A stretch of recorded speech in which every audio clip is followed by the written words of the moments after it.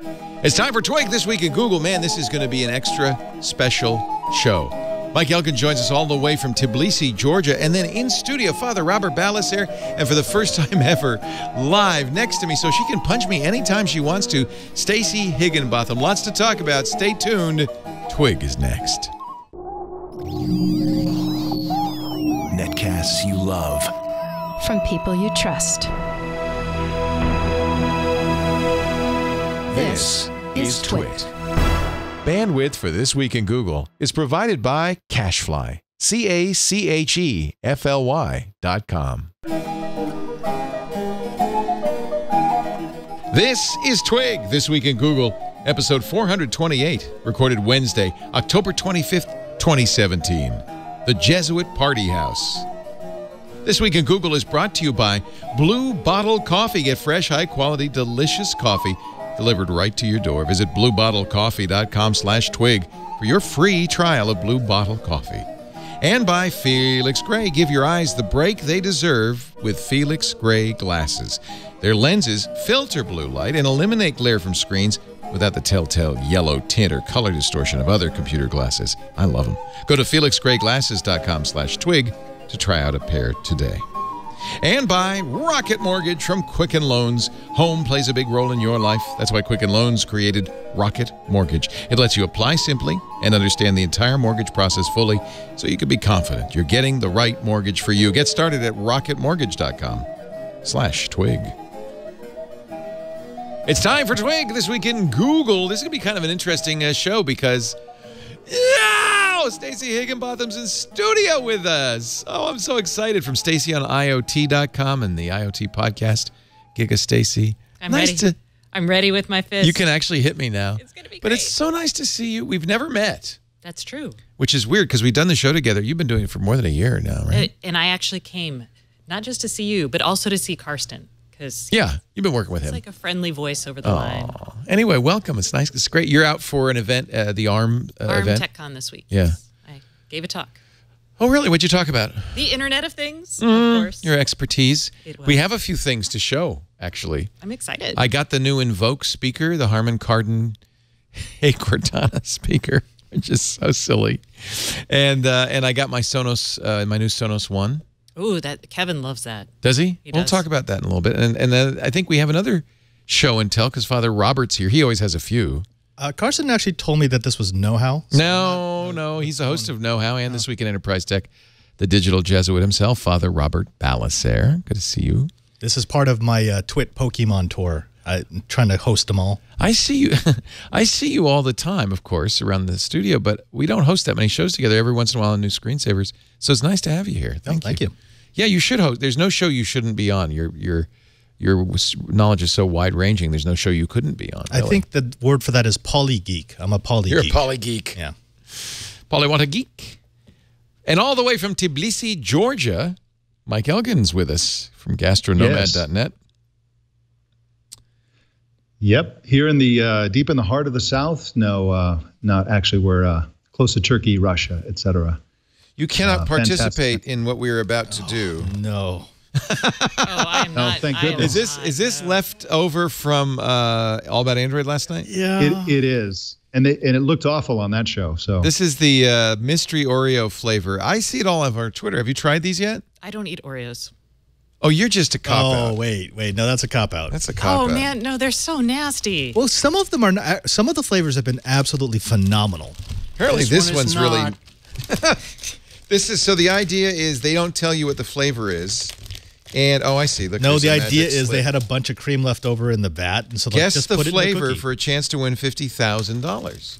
So you haven't tried these yet? I have not. Nor have I. one Now, is- I've been told you need to smell before you eat it. I will try one. Just whoa. Really? I will not. I mean, Just sniff yes. it. You can at least smell it. I know exactly what that It's a that double smells stuff. Like. No, this smells like a children's cereal. Like Fruit Oh, Loops. It Fruit smells Loop. like That- it smells That's like what Fruit it is. Loops. Oh, I don't know Oh. if I want that Oh, on it my smells cookie. just like Fruit I Loops. don't. Yeah, I don't want That to eat a doesn't fruit sound- tasting All right, so cookie. Good. I'm sorry, Mike. You're left out of this. I'm going no, I'm to happy to be eliminate left this out. because I know this is chocolate, right? I don't want to eat the wafer, just the creamy filling. They don't still make this out of shortening, do they? Is it lime? Is there an answer on the back? That's definitely Fruit Loops. Oh, Yeah, that was how I. No. My little mouse size. No. Here you go. That's you. for you. Father Robert gagged. Wow. Where is That's the water? horribly bad. We'll get you some water. So the grand prize, where there are 2 ways to enter: text mystery to 59526 There is no winner with that thing. and follow the link to submit your guest, or go to oreomystery.com and submit your guest. And I don't know how you would do this, to enter without making a purchase. Or guessing the correct flavor, see official rules. So you don't even have to get it right to enter. Wait, so we don't know what the flavor is unless we text them? No, this will be a big unveiling. Hey, Jammer B, can you grab me you some won't of that even know manure then. so I can get the flavor out of my mouth? I kind of like it. Can I get some flamethrower and some coffee, I know please? that. No, That's seriously. good. You like it? Yeah. Good. But I like Fruit Loops too. Okay, I well like done. Fruit like Loops, Fruit but Loop? not No. between a Cookie? Yeah, not between a chocolate wafer. That's. Thank you, sir. That's You are pretty really bad. awesome. So the only way isn't this Fruit Loop this flavored, ties is it? into the show in any way is that the newest Android is Oreo. That's completely a flimsy justification. It's been a great bit, though, because he's got enough Oreos for every week of the year. And some of those flavors sounded nasty, and they turned out to be quite good, actually. That's how I felt Jason about has that. 52 Oreos. He bought a bunch, and all his guests who come in, they bring Oreos from around the world. I didn't know this. There's Oreos flavors that you can only buy in other countries. Wow. That is true. Go figure. This is definitely Fruit Loops. I would really like a Tim Tam for like tea, and I would like that to come on. What's a soon. Tim Tam? Oh, I think it's we a- have Tim Tams. It's an Australian cookie. Can you get her I some? mean, you do we can have buy any them. Tim Tams left over? I'm Australians bring us Tim Tams all the time. Is So it you know a- the is only it thing like that a would biscuit? confirm this it's is a biscuit with a chocolate Okay. coating, and they come in. Oh, different okay, flavors. yeah, all They're right. delicious. who owns Fruit Loops. That's what would confirm this. Kellogg's. Is that a Nabisco brand? Aren't they all? It some of them hasn't are it General consolidated? Mills. Actually, we've got someone from the U.S. Patent and Trade Office. He doesn't. You could probably tell he's us into exactly what's in pharmaceuticals. this. Oh, I guess that's the same thing. This is a pharmaceutical, is it not? Ooh, it ought to be. Ought to be regulated like one. They're definitely changing my feelings, and a little dry mouth happening right now. There you go. Mike, can you get us any specific Oreo flavors from Russia and Turkey? No. They taste like He sadness. can, but he I won't. can. Exactly. No, they actually have all kinds of really awesome cookies here that do not taste like Fruit Loops. I'll bring some of those. How about that? I'll bring some non-Australian, non-flim flams or whatever they're called. And you'll love them. I heard in Moscow you can buy caviar Oreos. I'm thinking those are probably pretty good. That sounds delicious. So Kellogg's is a direct competitor It is. to Nabisco. So it's not Fruit Loop flavored. Okay, so maybe Tricks. this is What a about patent and tricks? trade office thing. I think someone just stole a recipe. Yeah, this is Mondelez. Leo is actually entering the contest right now. Mondelez. Is that how you pronounce it? That's how you pronounce it. Why do they put the The Z is silent. they put a bar over the E like E? It's supposed to be Mondelez. No, it's Mandalay. Mondelez would be the French pronunciation. Mondelez? Wait, Mandalay? Mondelez. It was Mondelez. It's So it's Mondelez should I based? write? Should I write Fruit Loops? I would go with lime. Actually, I think they're lime or I lemon. don't know. That really smelled like Fruit Loops. Well, yeah. Like that was early childhood Fruit Loops. Yeah. All right. Well, you could enter twice By the way, Fruit Loops is spelled F-R-O-O-T. If I'm not wrong. Oh, is it? because they're know. yes. It would be lying. It would deceptive trade practice if it were. That's right. That's right. You're one smart cookie. Thanks for submitting your daily guess, so you can guess as many times as you want. Okay, then that kind of takes the challenge out of it. Upload a receipt. While we can't help you eat the evidence, we sure could help you earn a bonus entry. Just upload a receipt showing your purchase, or submit a photo. You know what? Okay, Send 'em the show. I actually want to complain about something, Okay. and it's T-Mobile. Oh. Do you watch baseball? You didn't watch the World Series last night, did you? And I know, Mike, you probably couldn't get it. I normally watch baseball, but I did. So- I'm not watching this series. So Fox, which is broadcasting the World Series, had Game 1 was last night, has apparently sold 2-second or 3-second ads in the game. So this is during the play-by-play, which I'm telling you, I don't want to watch anymore. I'm so upset. And T-Mobile bought a lot of these. And so every batter, it seems like, texts something to T-Mobile I hate to send those. $2 in hurricane relief to Puerto Rico, which I support, but instead I'm going to send them $100 instead of tweeting. So it's brilliant though, because you get for $2, you get lots of tweets talking about T-Mobile. You get these ads in the middle of interrupting the biggest baseball game of the year. I was flabbergasted. But the best one is the. Did you see the YouTube ad? Yes, that is brilliant. That is the best bit of trolling I have ever seen by a corporation. So YouTube bought. You know they have those interchangeable banners behind the batter, right? And YouTube bought that thing behind the banner. Oh, that is How awesome is that? Where does that play button show up? Where does the play button show up on the TV? incredible. You're watching TV. You're watching the World Series. Where does the play button? Right in the middle of the screen, where you're trying to tap it.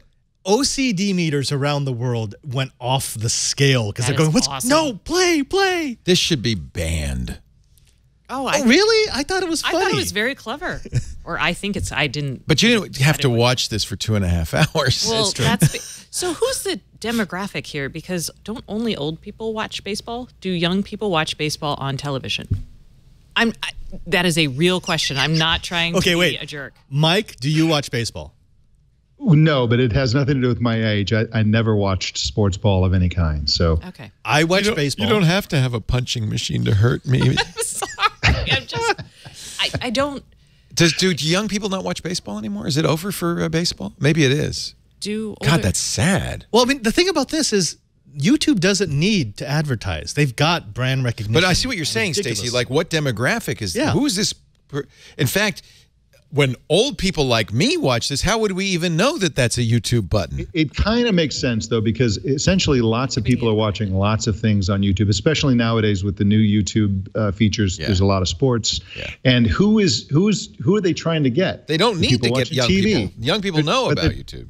But the young people the only people want they to don't get already controlled have by are watching this. TV. Yeah. And remember, this is not an ad for YouTube in general. This is YouTube TV, which is their cable cutters. My dad actually subscribes to this, See? so he can watch golf, another old person sport. Wait. No, I know a lot of young people who play golf. Don't make that not an ageist thing. playing golf. Scooter X says Watching YouTube, golf. YouTube bought the tickets. If you bought a ticket for the World Series, YouTube was on the ticket. So they spent a lot of money on Wow. that That's series. big bucks. Well, maybe it's the only sport they can get. I mean, But okay, aside from the fact that I think it's a brilliant trolling, I just love that. they didn't really need to do this, right? And I look mean, at the size, what do they everything, get out and of it? everything. They must have. Yeah. I mean, that is exact. That looks like a play button. it feels it's like an algorithm. And figured it this wouldn't out. if the angle was just slightly off or the No, elevation it's was perfect. just It's slightly like off. they tested this sucker. That's I mean, amazing. you say it's a lot of money, but is it a lot of money in Google dollars? I mean, it's No. probably just one monthly payment to the EU, as part of a. I mean, this is nothing. This is like lunch money for them. Look at the tweets. The location that YouTube logo has me wanting to touch my TV to start the video. Keep trying to press play on my screen. Hey, somebody tell Fox to get rid of the YouTube logo behind home plate. It's driving me nuts. No, you're confusing Fox's Strike Zone box with the YouTube logo. But like Padre said, this is excellent trolling. Everybody's talking about it, so Yeah. that's Good. really all you need Well done. to do. Congratulations. Well done.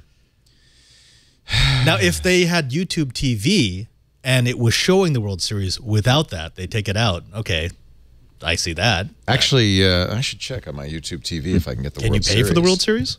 Well, it's on Fox. I think it might be on my. Let me go to my YouTube TV. Hold on a second. I was going to say, my husband watches baseball, so Yeah. he's my age, It's got so I don't know ES if he's old or not. I See? watched F1 racing. Oh, that was just that's this my last new week thing. in Austin. Yeah. How was it? Oh, I Lewis can't do it in Hamilton. Microsoft's Edge.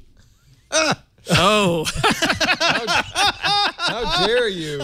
How dare you try to use some other product to watch YouTube TV? Isn't that would you funny? like me to look and see if I can get the World No, Series no, on I got YouTube? it. Do you subscribe to YouTube TV? Oh no, I don't. Yeah, so this is for YouTube TV. Nope.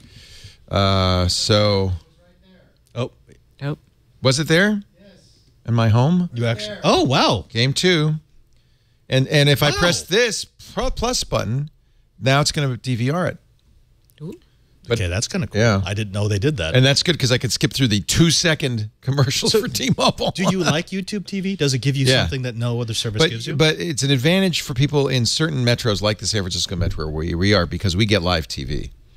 Live local TV. Oh, so you see I'm right. getting Channel 2, Channel 5, Channel 7. Oh, so it's geolocated. Yeah. This will give you. These are my local stations. I don't know And if not I every like that. market has locals. But don't you think this is the greatest interface? It actually plays it live so you can see That's what, actually kinda cool. That is cool. what's on. I mean, if nothing else, TiVo and the others should learn from the UI. The UI is, I think, spectacular. Can you pick your location? So, like for example, No, you're going to get what you. Well, could you VPN to it? Or are they going to snag you? I figure Google's probably smart enough not to let you do that. This is, and you have, I know you have a younger daughter who probably watches some of these young, the kids stuff like Disney and. She has not. She grew up on Netflix and. Isn't that interesting? Hulu. Yeah. She can watch can you Phineas take and this Ferb without offline? any network. Can you like DVR it and then take it offline? You know, record 12 bring it hours with of you. shows for I your think kids? you Need can. to. Someone actually was telling me they subscribed to this so they could bring how-to videos and programming videos on the plane with them. Well, let's see. I have Fargo here because I DVR'd that. Let's see if the menu lets me to remove Fargo, go to Fargo. I don't, maybe not. Well, if you take your Related on YouTube, I think I have to stream it, which you would expect, right? Well, some shows probably you can Maybe stream you can't it. do that all of them that way. Yeah. All hail DRM, making life difficult. But for instance, you can have with one subscription, you can have multiple family members, each with their own DVR, each with their own channel tunings and so forth. I think it's $25 a month. I think for $25 a month, this is, if you're in a market where you can get the locals, a pretty good choice. See, but for me, That's it. $25 a month, that's all I'm going to pay every month for entertainment. So could I make YouTube TV the only entertainment I buy a month? No, you know, See, that's the that's a problem. problem. And I think that's the real problem with cord cutting is then you have to add Netflix, Hulu probably. No, you wouldn't need Hulu if you have this as much. You don't have to. You don't have to do anything. I'm just going to point out that Well, the only service I pay for right now is Amazon Video because it comes with my 35 Prime. a month. That's Sorry, it. 35 a month. I don't do Netflix. I don't do Hulu. I don't do YouTube TV. But so this 35 plus $10 for Netflix, which is you kind That's of a good have deal. Netflix, Okay. and maybe another 15 if you wanted HBO. Then you're talking. But then you roll in the cost of your connection too, right? And then your that's connection, gonna be it's the same as cable. And that's, frankly, one of the reasons cable companies have slowly ratcheted up the internet prices is because they want it so that, well, we'll get you either way. they need that $160 ARPU for the triple We're going to play. get the ARPU. We just hooked up the community I live in San Francisco to Comcast. And so we had to do business class. That's the only way they would come out to our side of the street. If we got just the internet, it would have been $285 a month. Getting this exact same internet connection plus 100 channels is $95 a month. But you're going to have to contact them every year. Right. This is true. This is true. But actually, that's I went just into the once a year. Comcast store, and that's what the representative said. I could save you money now, but you have to keep in touch with us every year. Otherwise, this will go back to the normal pricing, and you'll be sorry. But see, I did this before in D.C. He actually said that. And they charged us the higher rate, and then I called up and I threatened to cancel, and they refunded the 3 months that they had already charged us. So they don't care. They just don't care. They want to get need that to keep sale. you on the cable plan because they actually sell that advertising. Right. That's their But I competitor. think you nailed it. But I think you nailed it, though, Leo. The killer thing about this is families. Because imagine a family where you got a kid in middle school, kid in high school, kid in college. And this is not about another way to get local programming or different types of programming on a TV. It's about getting TV on a mobile phone. And so kids are going to want to see their shows on their mobile phone. They're going to want to have their own DVR. And the parents are going to want to have the kids have their own DVR. Right? So because you don't want to wade through all your middle school kids' DVR'd shows to get to your shows. And so I think really, if you think about a family where you have kids going up through the schools or whatever, it's basically so inexpensive to just take care of everybody. So it's for convenience. That is like the first worldiest problem I think I have ever heard. Oh, yeah. I hate absolutely. scrolling through all my kids' shows. There's another reason, and that's to stick it to the man. And people hate cable companies so much that they will actually pay more just to stick it to the cable company, right? Tom Merritt did that. Yeah, because they just I don't kinda like did that. them. And he had to stay on the phone right? for an hour and a half Oh, they hate to you. pay more. That's So just our ridiculous. case. So this is a perfect example. we Stockholm syndrome. So my cable and my internet have been kind of dropping very quickly, briefly. But I'm watching a show and I'll go and then I come back, and I know that's the cable because it's on two different. I have a business class and a home class, and I know that it's them. And I know I have to call Comcast. And it's like, we can put up with this, can't we? We can live with this for a while. It is actually less painful to have the TV stop every 10 seconds than to call Comcast to get it fixed. That's horrible. No, you just tweet about it and then they call you. That's actually, a much faster way to do it. They did. Yep. So I did this many years ago. When I still believed in the Twitter, I tweeted. It was back when Comcast Cares and all that. Mm-hmm. I got a call from the executive office. You know what they said? Can you stop tweeting? They didn't say, we'll fix this. Then you say, will you fix my cable? Yeah. Their real impetus was not to fix something. They didn't say, I'm sorry you're having these problems. We'd like to fix it. They said, what can we do to get you to stop tweeting? I did. I said, yeah, that's really simple. Just come out here and fix this. Make my broadband work. Yeah. Take away the reason for my tweeting. But it just tells you that it wasn't about customer service, was it? All right, I'm going to get the bad flavor of the Oreos out of your mouth, and I'm going to put it back in when we talk about the Pixel 2. Stacy's using her Pixel 2. The Pixel 2 XL display and all of that. Do you want me to show you? You're going to have to tell me when it's time for me to show that. It's almost time. Okay, I'm ready. But first, we are going to cleanse your palate with some luscious Blue Bottle coffee.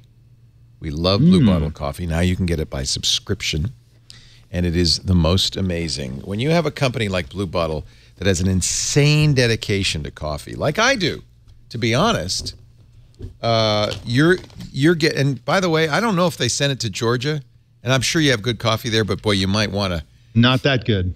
Blue Bottle. It's awesome. Oh yeah. And I was just talking to somebody who says, "Oh, I only do the single farm, single source." Mm-hmm. So this is a Costa Rica from Chirapo, Regalo de Rivas. Oh man, wait a minute, just smell that.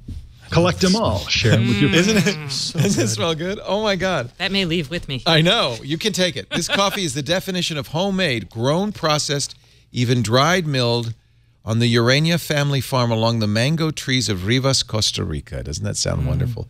Years of tinkering have brought its sweetness into focus with a tart complexity that should please its farmer, the ambitious Regalo Gerardo Urania, as much as it astonishes anyone with the good fortune to taste it. It's got Renier, cherry, dried fig, and creme brulee notes. You know what? We're going to make some.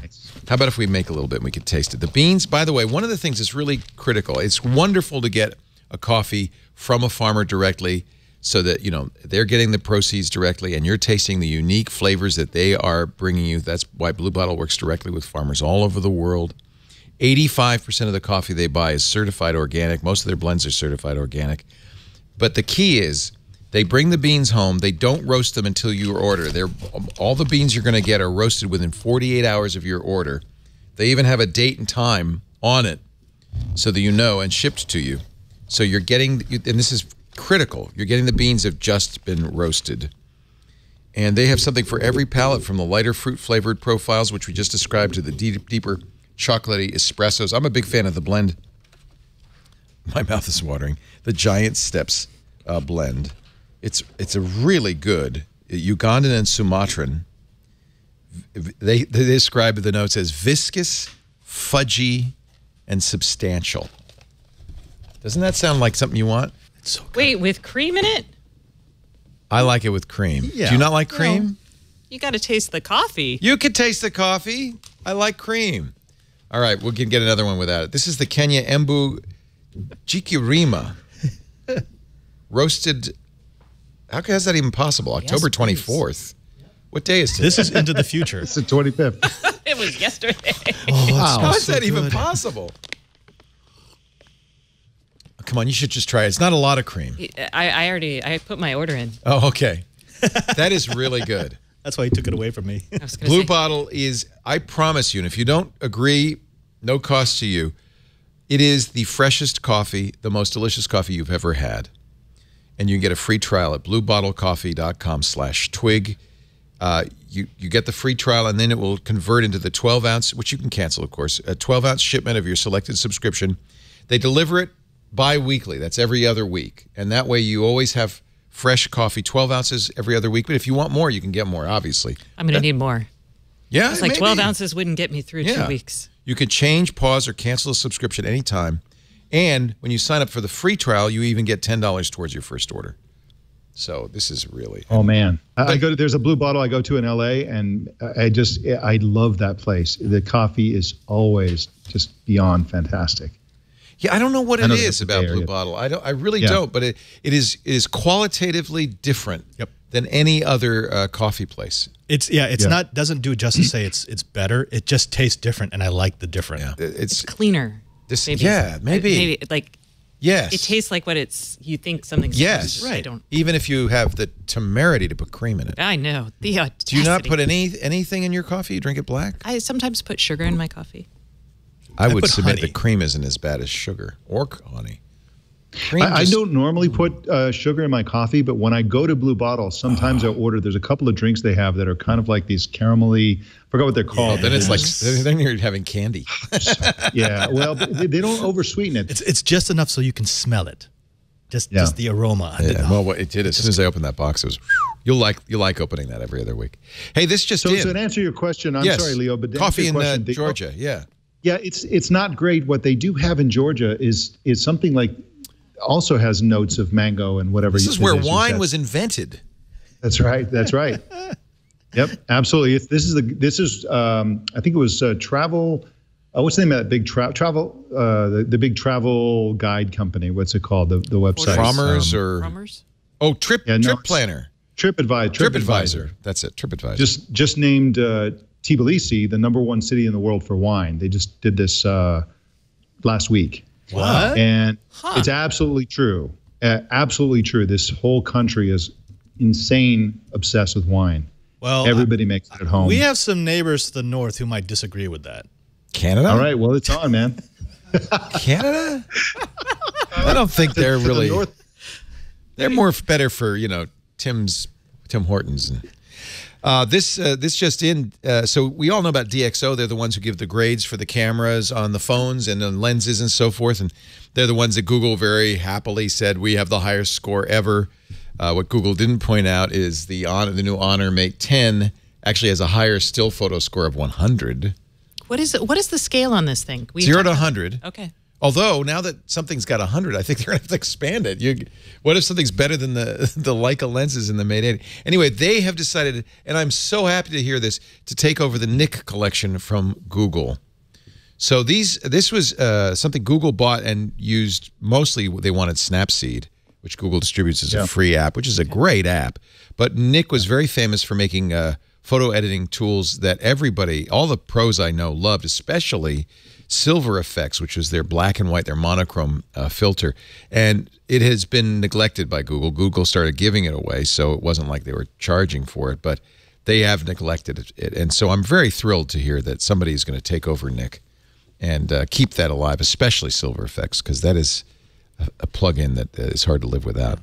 These are plugins for Photoshop and for Lightroom. Right. Which one do you use? Are you a Photoshop I'm a person? Lightroom guy, and You're we a can Lightroom talk guy. about Lightroom, too. That's a big change.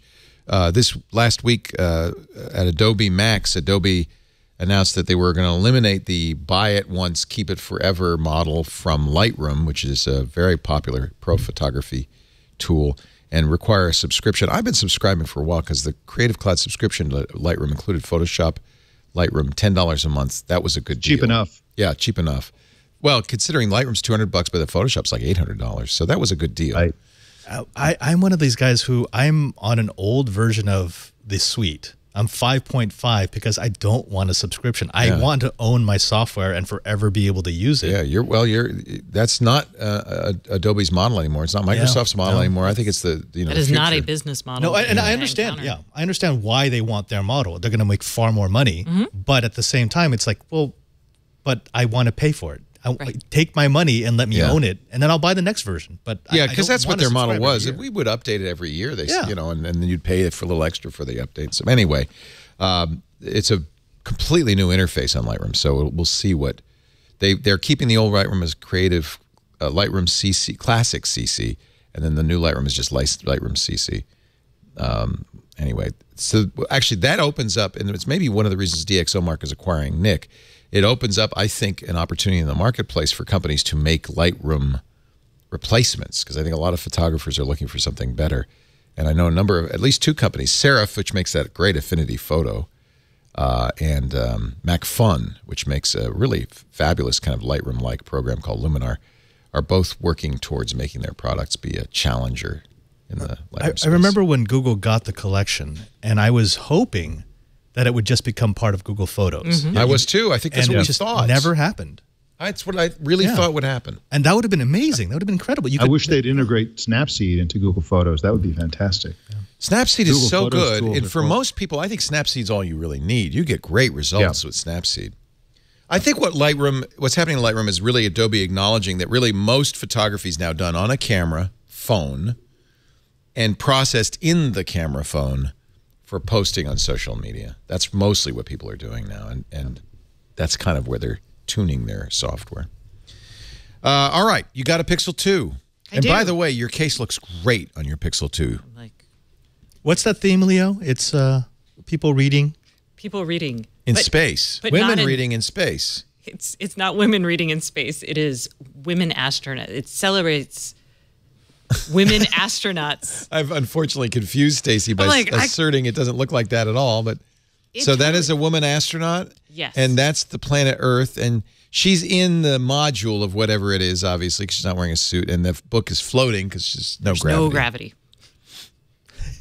I think it's just a nice picture. case. It's a nice picture. Well, and I activated the Live Cases screensaver, so my screensaver is also a woman in space. I think, or is it the same picture? No, it's not the same picture. It is. Hold on. It's the other side of the portal. Do we have it over the shoulder so for you can see my pretty? Yes, I think we do. Karsten's trying to figure out where it is.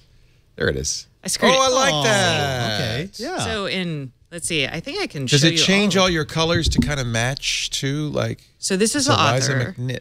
And let's see. Oh wait, go to settings. It's a little out of focus. Oh, sorry. It's a little bright is mostly what the problem is. That's because Padre asked me to make it as bright as possible. I wanted to see how bright it could get. Turn it down even more, I would. See how bright that white is? Yeah.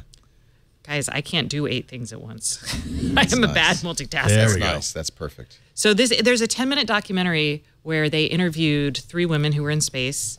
And it was actually kind of cool because I showed it to my daughter because I'm like, go ladies in STEM. And there's a moment where one of the astronauts who was a mom talked about saying goodbye to her son before they did the liftoff. Oh, wow.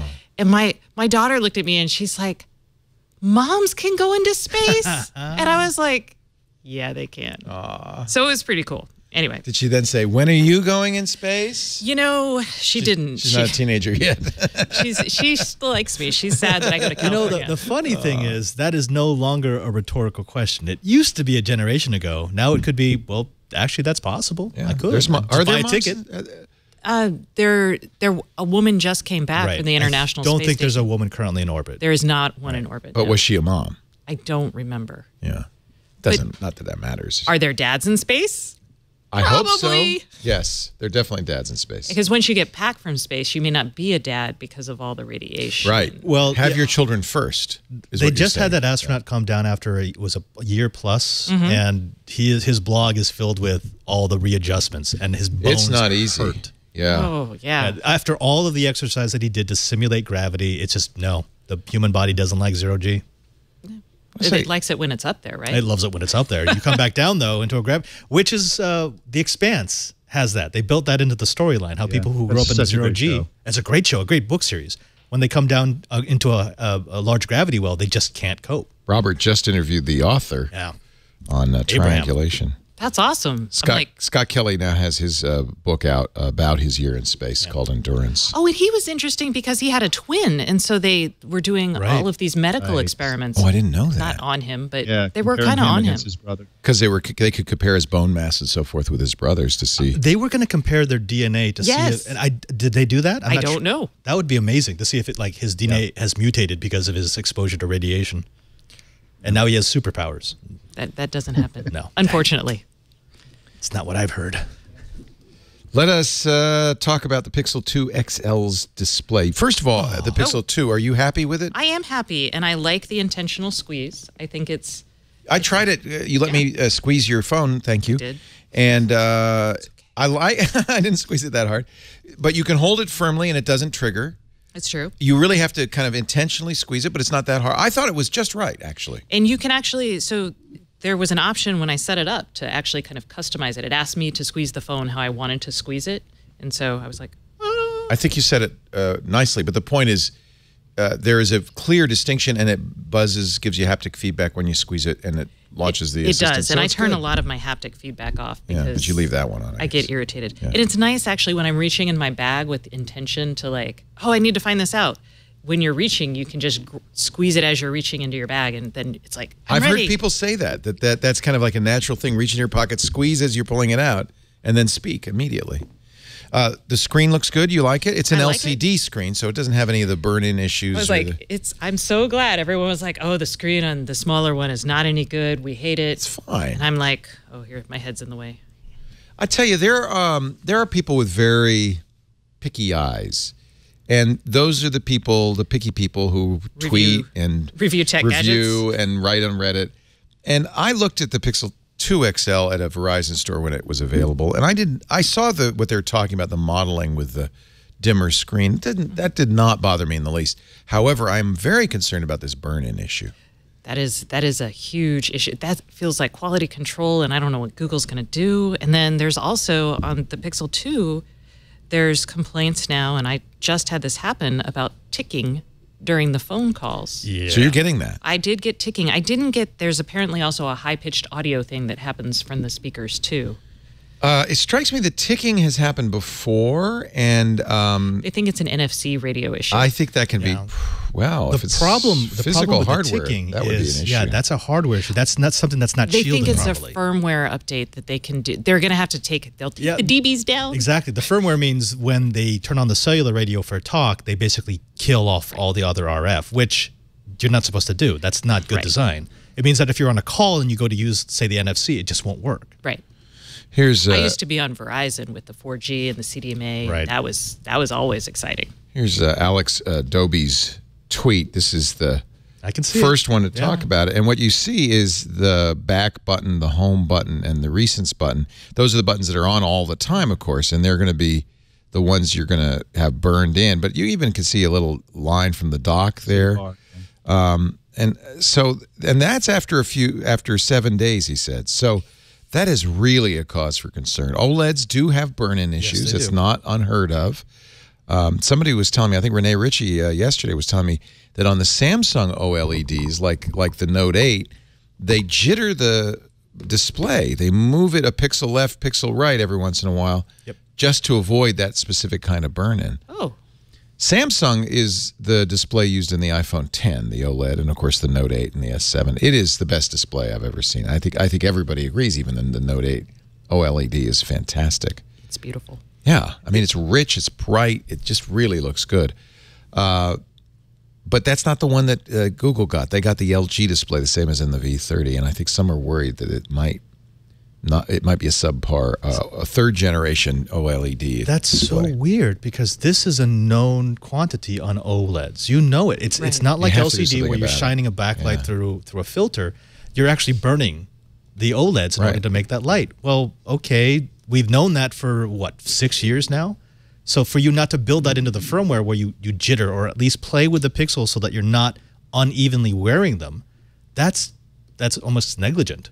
It's as if they just decided not to listen to their engineers anymore, or their engineers didn't know about it. Part of the problem, there's engineers at the company, and then there's engineers at the suppliers, there's engineers at the factories and the manufacturing, and all that kind of stuff. And this is, to me, this is most likely an example of what happens when you're not Apple or Samsung.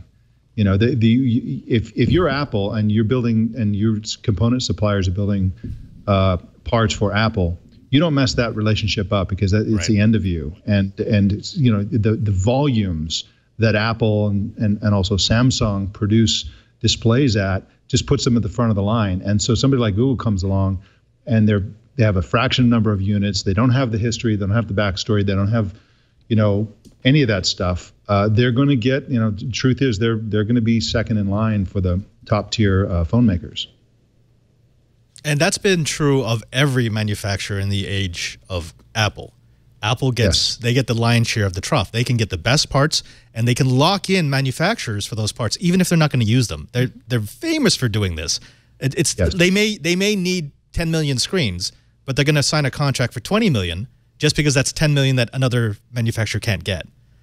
Which it's kind of funny, but at the same time, it means all the devices I love are going to get the subpar parts. Yeah. So it's not just Google that's suffering with its new flagship phone this morning, and some suspected that Apple had leaked it to Bloomberg. Bloomberg had a story that Apple had reduced Face ID accuracy in order to get the iPhone 10 out the door. We've known, of course, that the components for the iPhone 10 were behind. It pushed the iPhone 10 back a month. You'll be able to order it day after tomorrow at 12:01 a.m. Friday at Pacific time for delivery next Friday. But I wonder if people are thinking twice about this. Apple has denied it, saying Bloomberg's claim that Apple has reduced the accuracy spec for Face ID is completely false. But it was a strange denial. By the way, Bloomberg's response, "We stand behind our report." It was a strange denial because it didn't exactly deny that they had done that. It was more about, well, we haven't, the quality and accuracy of Face ID haven't changed. But they didn't say since when. So Apple, I've been on the wrong end of the stick reporting on Apple and things that have gone wrong. And they fight you. They fight you, and they are very nitpicky in a way that is hard. You're like, oh, if only I'd put that one word in my story. Yeah. So I cut you off, Mike. I'm sorry. But also the other thing is that these aren't black and white issues at all. A company like Apple always has 10 possibilities that they're looking at as they're going into a manufacturing cycle. And at some point, they do the cost benefit on each of the different possibilities, and maybe that one, there are technologies where they're on the fence, where either we put the really, really good one at a higher risk into the current model, or we keep perfecting it and put it in the next model. And lots of people are involved in that process. And so a lot of these leaks come from component suppliers and others who think maybe their part is going to go in, and then they're informed by Apple, no, your part's going to go in some later phone, or maybe it won't go in a later phone. And from their perspective, Apple has made a decision to step back the quality. Whereas with Apple, I don't, you see what I'm saying? It's a gray area. Apple said, no, this is what we always planned to do. Options. We were thinking of something better. We decided, I guess the point is that at the announcement, Apple said, there is a 1 in a million chance of a random person unlocking your iPhone with Face ID. And they say, we stand by that number. It is just as accurate in that respect. So, that's part of the accuracy. But there's other things having to do with accuracy. Does it recognize you twice in a row? Does it recognize you if you were wearing glasses? There may be other areas that the spec has changed. And they could change something like the algorithm and that governs this sort of they could change the model, they could do all that, and as long as it fits what they said. Right. It's exactly right. All they're claiming is it continues to be a 1 in a million. So that's what they're saying hasn't changed. Right. But there are many other parameters that might have changed. So I'm not sure. I think in other words, they could both be right, as you point out, Mike. That it's just it's a little bit of a semantic parsing. Apple's very good at that.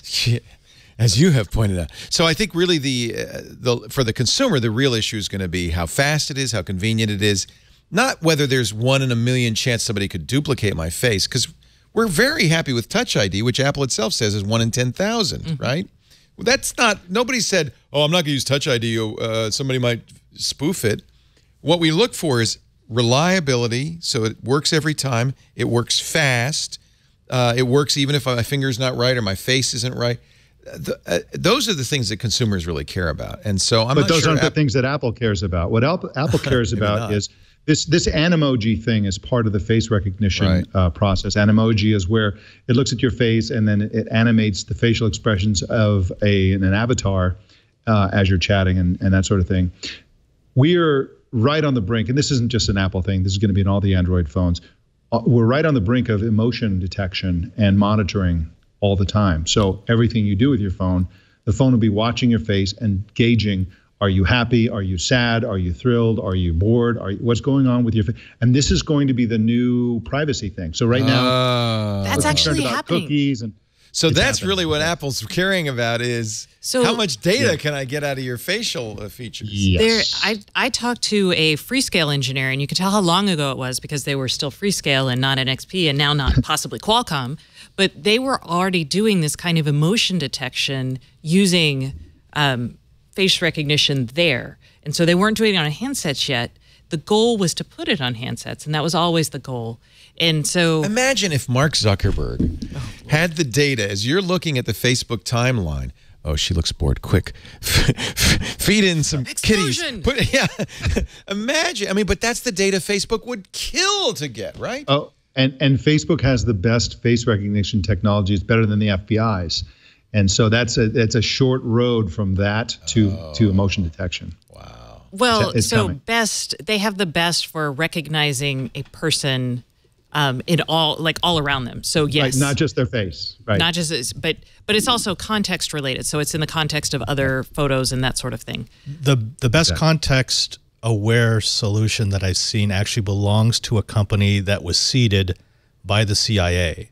They're one of the CIA startups, and they've made a software solution that can do not just facial recognition but body language recognition. And they built that for obvious reasons.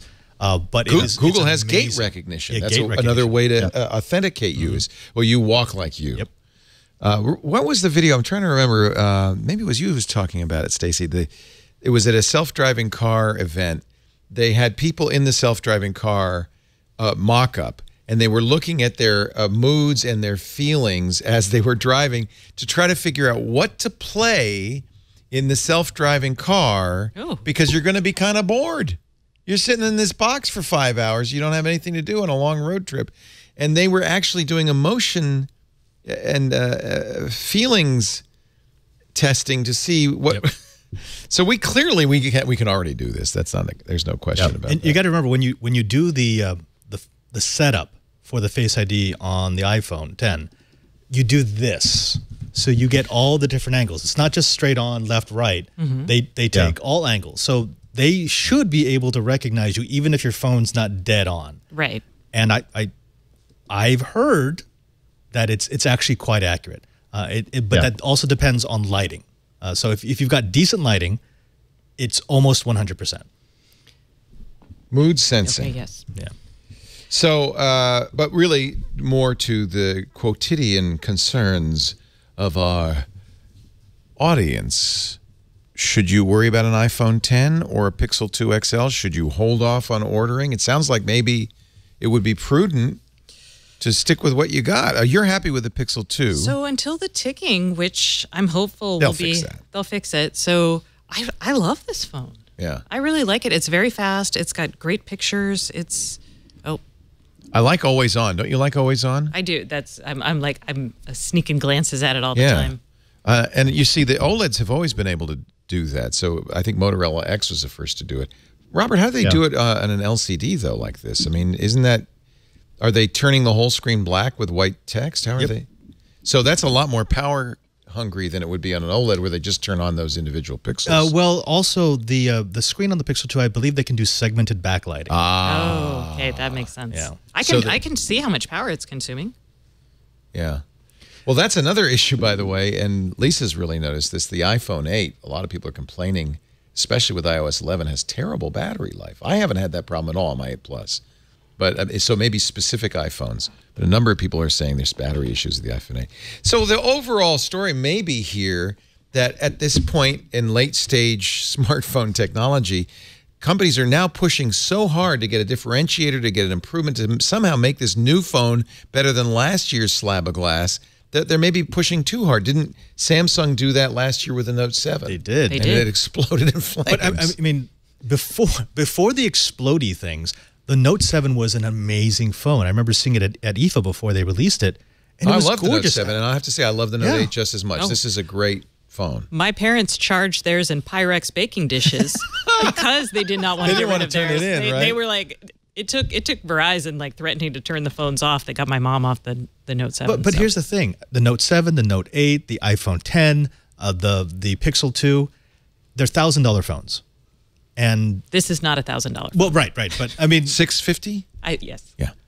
I'm more of the range of a $300 to $500 phone guy, and my $500 phone is fantastic. What do you use? Right now, I'm on a OnePlus 5. I just moved from a OnePlus 1 to a OnePlus. Do you like an essential phone? I was going to say, do you want an essential? Because the price cut makes it kind of attractive. I'll give him mine. I'd love it. Are you kidding Okay, me? it's yours. Oh, woohoo. It's sitting on my- I just got an essential phone. And I got the 360 camera on this. This I feel you know what? This actually kind of makes me sad. Andy Rubin, who created Android, sold it to Google, left Google after working on robotics for a while, and as well as Android, to start his company. It's going to be a home. We've talked about this before. You're going to, I'm sure, be reporting on their whatever home automation solution. Kevin just bought an essential phone, and the first thing I asked him was, look for any secrets to the home I stuff. don't think there is any. It's just a kind of stock Android phone. And actually, I really like it. Ceramic and titanium. When I did not do a pre-pro model, and a lot of people who did got bit by bad cameras. But I don't know if you remember when I opened up my phone and I started taking pictures, it crashed immediately. The camera crashed immediately. Yeah, Hard not reset. even when you were taking a picture. When you opened the app, it crashed the app. Yeah, it crashed the phone. The phone reset. So, but since then, there've been 2 or 3, maybe 4 updates to the camera. At least 3 that I noticed updates to the camera, and it's fine now. But we had such high hopes for the Essential. It looked good. You don't the get a specs were second right. chance, though. You That's the don't. point. Is in this market, it's so competitive.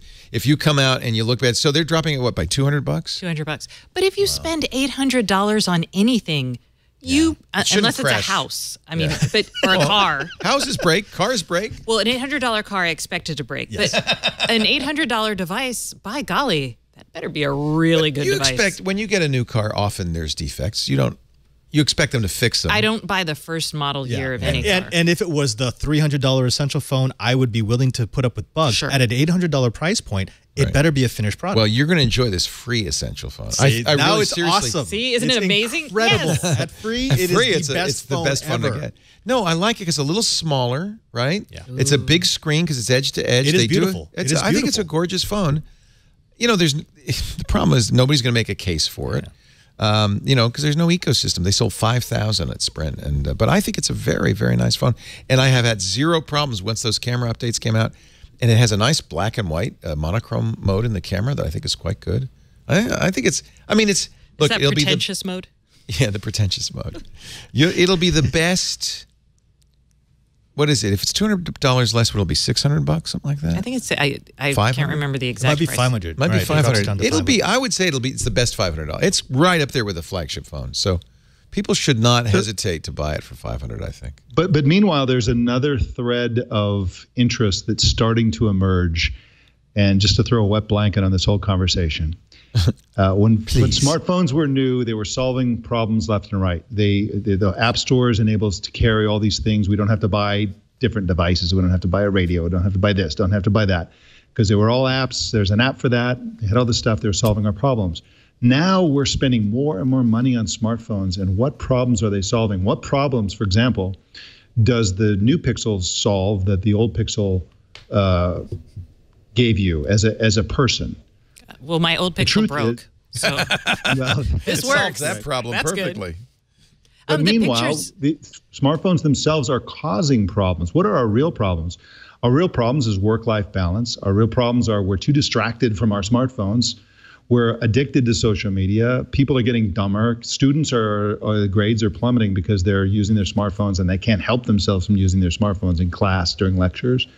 There's a new study that came out today that said 20% of babies under the age of 1 in Tokyo are using smartphones What? daily.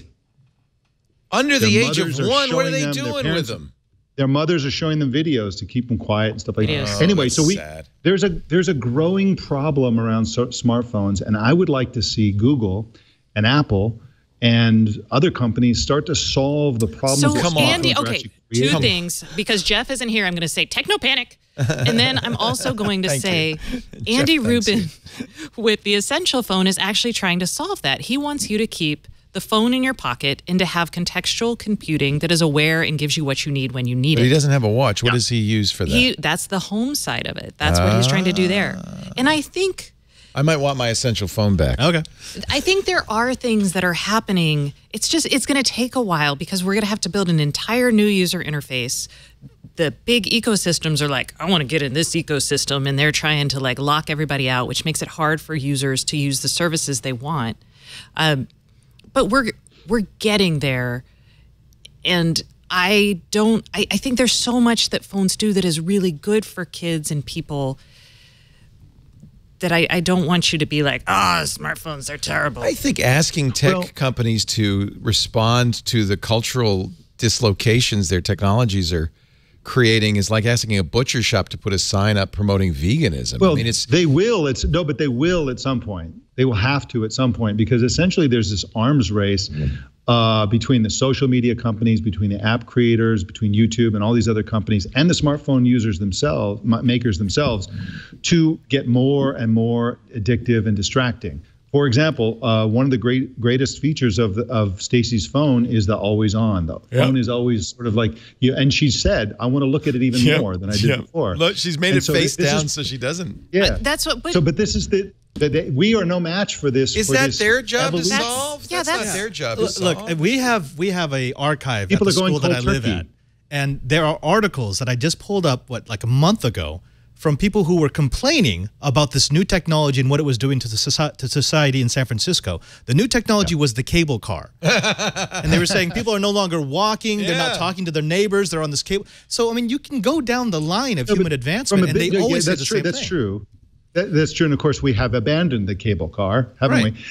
But I mean, look at Megan's digital cleanses, and lots of people are doing digital. We have to fasts respond to it. where they're stopping. Yeah. And so there's going to be more and more of that, where people are there are actually some startups that are creating. There's the Light phone, for example. There are other phones that these are are just creating silly solutions. Well, yes, they are, but this tiny little movements of obscure people on the fringe that grow into mainstream movements eventually. And I think that's inevitably going to happen at some point, because at some point, people are walking into traffic and doing all this kind of stuff. Mike, could you go back to a feature phone? I've considered it seriously. In fact, the funny thing is, a feature phone wouldn't do anything for me because I never use the phone. Right. Me neither. All I want is the other features. All you have to do solve is this whole problem. stop. At the end of the show, near the end of the show, Mike's tool. At the end of the show, okay, I'm going to tell you about the perfect phone. Okay. It's an Android phone, and it's the greatest phone. It's the phone that everybody should get, and it solves all these problems. Stay tuned, boys and girls. So I don't think this is a problem, because I think if you have, like, I look at my phone and always on, and I'm excited because I can see what time it is, which I really love. That's the main tool, right? You can't really see the clock. notifications. And if you cultivate, and maybe it's just my contrarian introverted personality, but I mean, I don't let it rule my life. And I try to be very conscious about things. Like if I'm like, oh, am I really enjoying reading the entire internet after dinner? Okay. But so part of the problem here is that we all do this for a living. We get distracted by our smartphones for a living, all of us. Well, I've carefully cultivated my life so that would be the case. Me too. But there are all kinds of studies that, for example, one of the most dramatic studies found that if your phone is just sitting on the table. For Sherry Turkle, we interviewed Megan and I interviewed Sherry Turkle, great. And she talked about her conversation, Reclaiming Conversation, or her book Reclaiming Conversation. She talked about how conversations are more superficial if there are smartphones on the table, and there's a similar thing in terms of IQ tests. If you put a phone on the desk and get an IQ test, you're like 5 IQ points dumber than if the phone is taken out of the room. So is the control there a chocolate muffin? Because I'm thinking about it. It's a marshmallow. Same exact thing. I am dumber if, like, I'm trying to do something and there's anything that's exciting. That's a very good point. A chocolate muffin would do it. There's something more, though. And I'm going to take Mike's side on this, because at the school I live at, I say masses for the student body. And so we'll have 1,500 students in the chapel or in the auditorium. And it's funny because they have to leave all of their electronic devices in their bags in the classrooms. Because you know what they'd be doing otherwise. And you see them do this. They keep... It's unconscious. They're reaching for the device that's not there. And that's, but if I can agree with Stacy, it's exactly like a chocolate muffin. The difference is that the food industry has recognized that we have a massive health crisis and that 1/3 of the population is now obese because of chocolate muffins. And they're now producing solutions, all kinds of diet things, and only to preserve and their business, right? Yeah, so we exactly spend money what on. I'm saying. Right. The smartphone They'll have to industry do needs to that. do exactly the same thing for exactly the same reason. Their product is addictive, and it's getting more so there's a all difference. the time. There's a difference. The food industry can say that because they realize all of that luxury food is a luxury. I will pay so much for the zoodles. The tech industry can make a good case for saying everything we sell can increase your productivity. Pretend you're Pablo Escobar. Okay. Pablo, your cocaine, it's far too enjoyable. It's far too addicting. You're going to have some problems up here in the United States. Can we just ask you to make it a little weaker? Kill him. But this is what I'm saying. The studies are showing that the productivity is declining in terms of personal productivity. The amount of time people spend, people now only work less than like 2 hours and 20 minutes a day.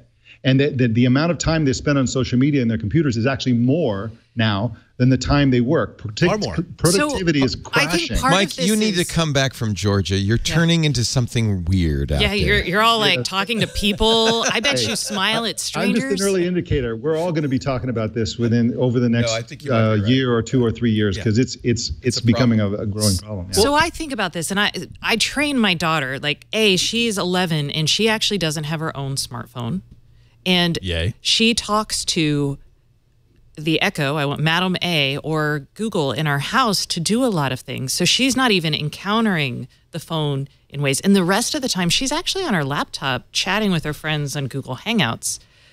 And so I obviously can't keep this up forever, but we're also spending a lot of time talking to her about what it means to not be able to get off social media. And she told me the other day, she's like, I think I'm watching too much YouTube.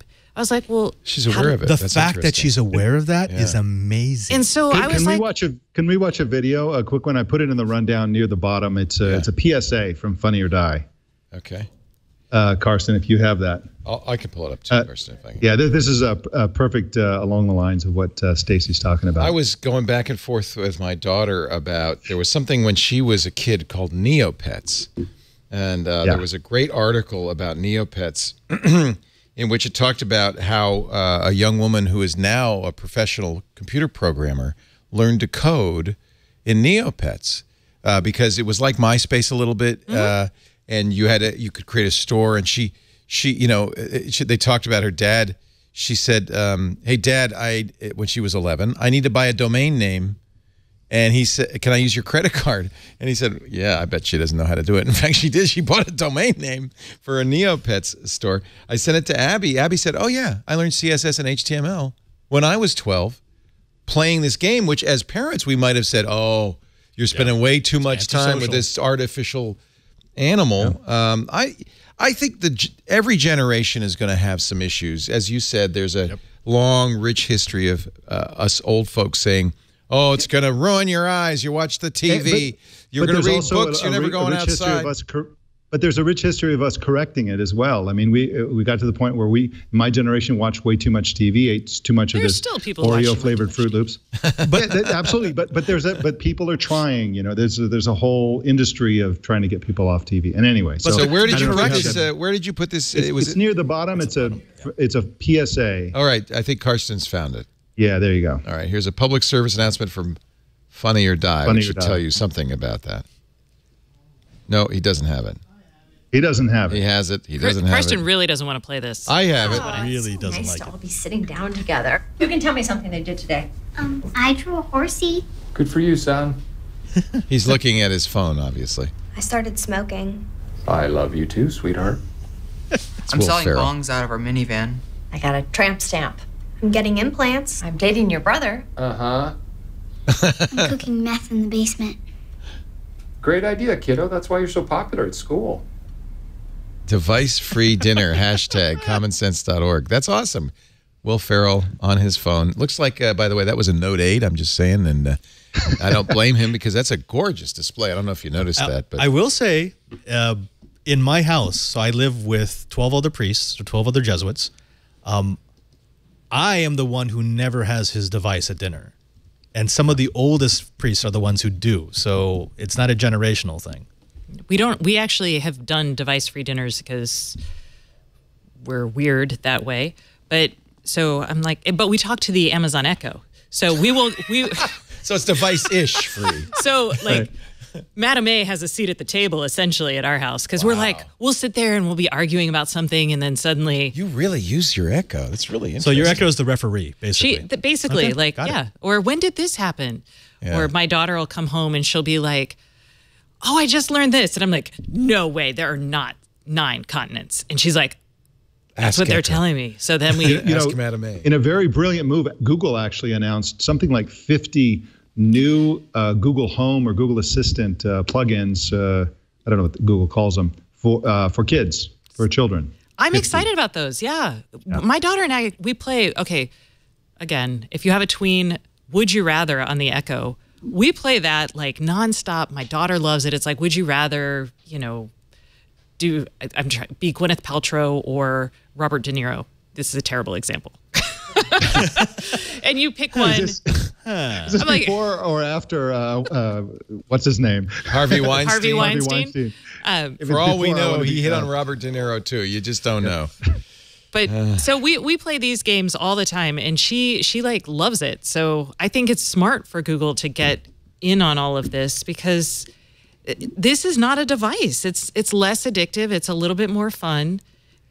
And I think that's Not a screen. That's a strategy. This is not, oh my gosh, all this technology is destroying us. It's we swing one way in the pendulum and then we swing back. And people will realize, no, I need to balance. Because if I don't balance my life a little bit, I'm not going to make it to 50. And that's generally, if you look at the history of technology, it's not that we get rid of the technology that caused the imbalance in the first place. It's we figure out how to actually adapt it into our life and make it a healthy thing. I think that's where we are right now. Yeah. And I think I'm with voice you, Mike. interfaces are way healthier Yeah. because it's so screens.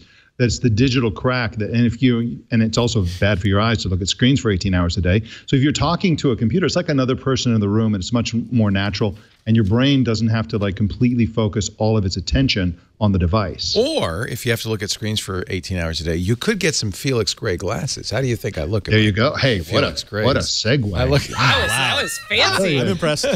Hey, why don't you try some Felix Grays on? Just see if you can okay. see the difference. It's gonna let Stacy try some. Would you like to try some Felix Grays as well? Of course. Go ahead. Here you There go. we go. Felix Gray. No matter what you do for work, if you're staring at your phone or your computer or a screen a lot, as Mike has, you look good. Oh, these are Yeah, look at that. these are a little big for my face. Oh, you want to but- trade? Because these are a little small for my Oh, face. I think But I think they're the same. Yeah, those are too small for your face. Those look good on you, Robert. You look like an intellectual priest. Those are An two- intellectual. Wait a I minute. feel like that's the same thing. You're a Jesuit, right? Those are for Stacy. These are the small ones. Here we Oh, go. okay. They give me the wide ones because I have a giant, massive head. All right. That's good on you. Okay. What do you think? Those are perfect for you, Leo. Those fit perfect. This, No, those look this good. is my size. And let's see, Yeah, that's Robert. perfect. Yeah, no, Robert. Yeah, no, come on. Come on, Robert. You could tell he's a teacher. Nice. Oh yeah, those. Those There look you good. go. So The these smirk are more makes than it. just good-looking glasses, although they are Italian made. They're very nice frames, Italian acetate, same stuff Versace uses and all of that. These are, a nice horn rim style, but they're much more than just what they look like. Because if you're looking at a screen all the time, you know that dries your eyes out. You get headaches, you get migraines, you get blurry vision. This is what you need to wear. These are specially designed for people looking at screens. They filter blue light. And by the way, it's not some coating on the glasses that filters the light. You'll see that sometimes. That makes them look strange to other people out there. It looks like you're wearing yellow glasses. These look completely clear. It's built into the optics of the lens itself. They eliminate glare. There's no telltale yellow tint or color distortion. They look great on you. They fit great. There's all sorts of this one. You might want to try this one. What model is this? I really like it. This is the Jemison. Oh, that's named after an astronaut. The Jemison. Mae Jemison. Mae She's Jemison amazing. C5. So isn't that cool? Mine's named after an astronaut. They're available both in space, non-prescription and reading lenses. In fact, I would suggest I do this. I wear reading, and they have readers from 1.0 to 2.5. But I would suggest, even if you don't use readers, even if you're young, to add a tiny bit, like a quarter diopter magnification, 0.25 plus, and that helps. It makes the screen easier to read. I find it really reduces eye strain. All orders include free shipping and free returns, so you've got nothing to lose except that annoying eye strain.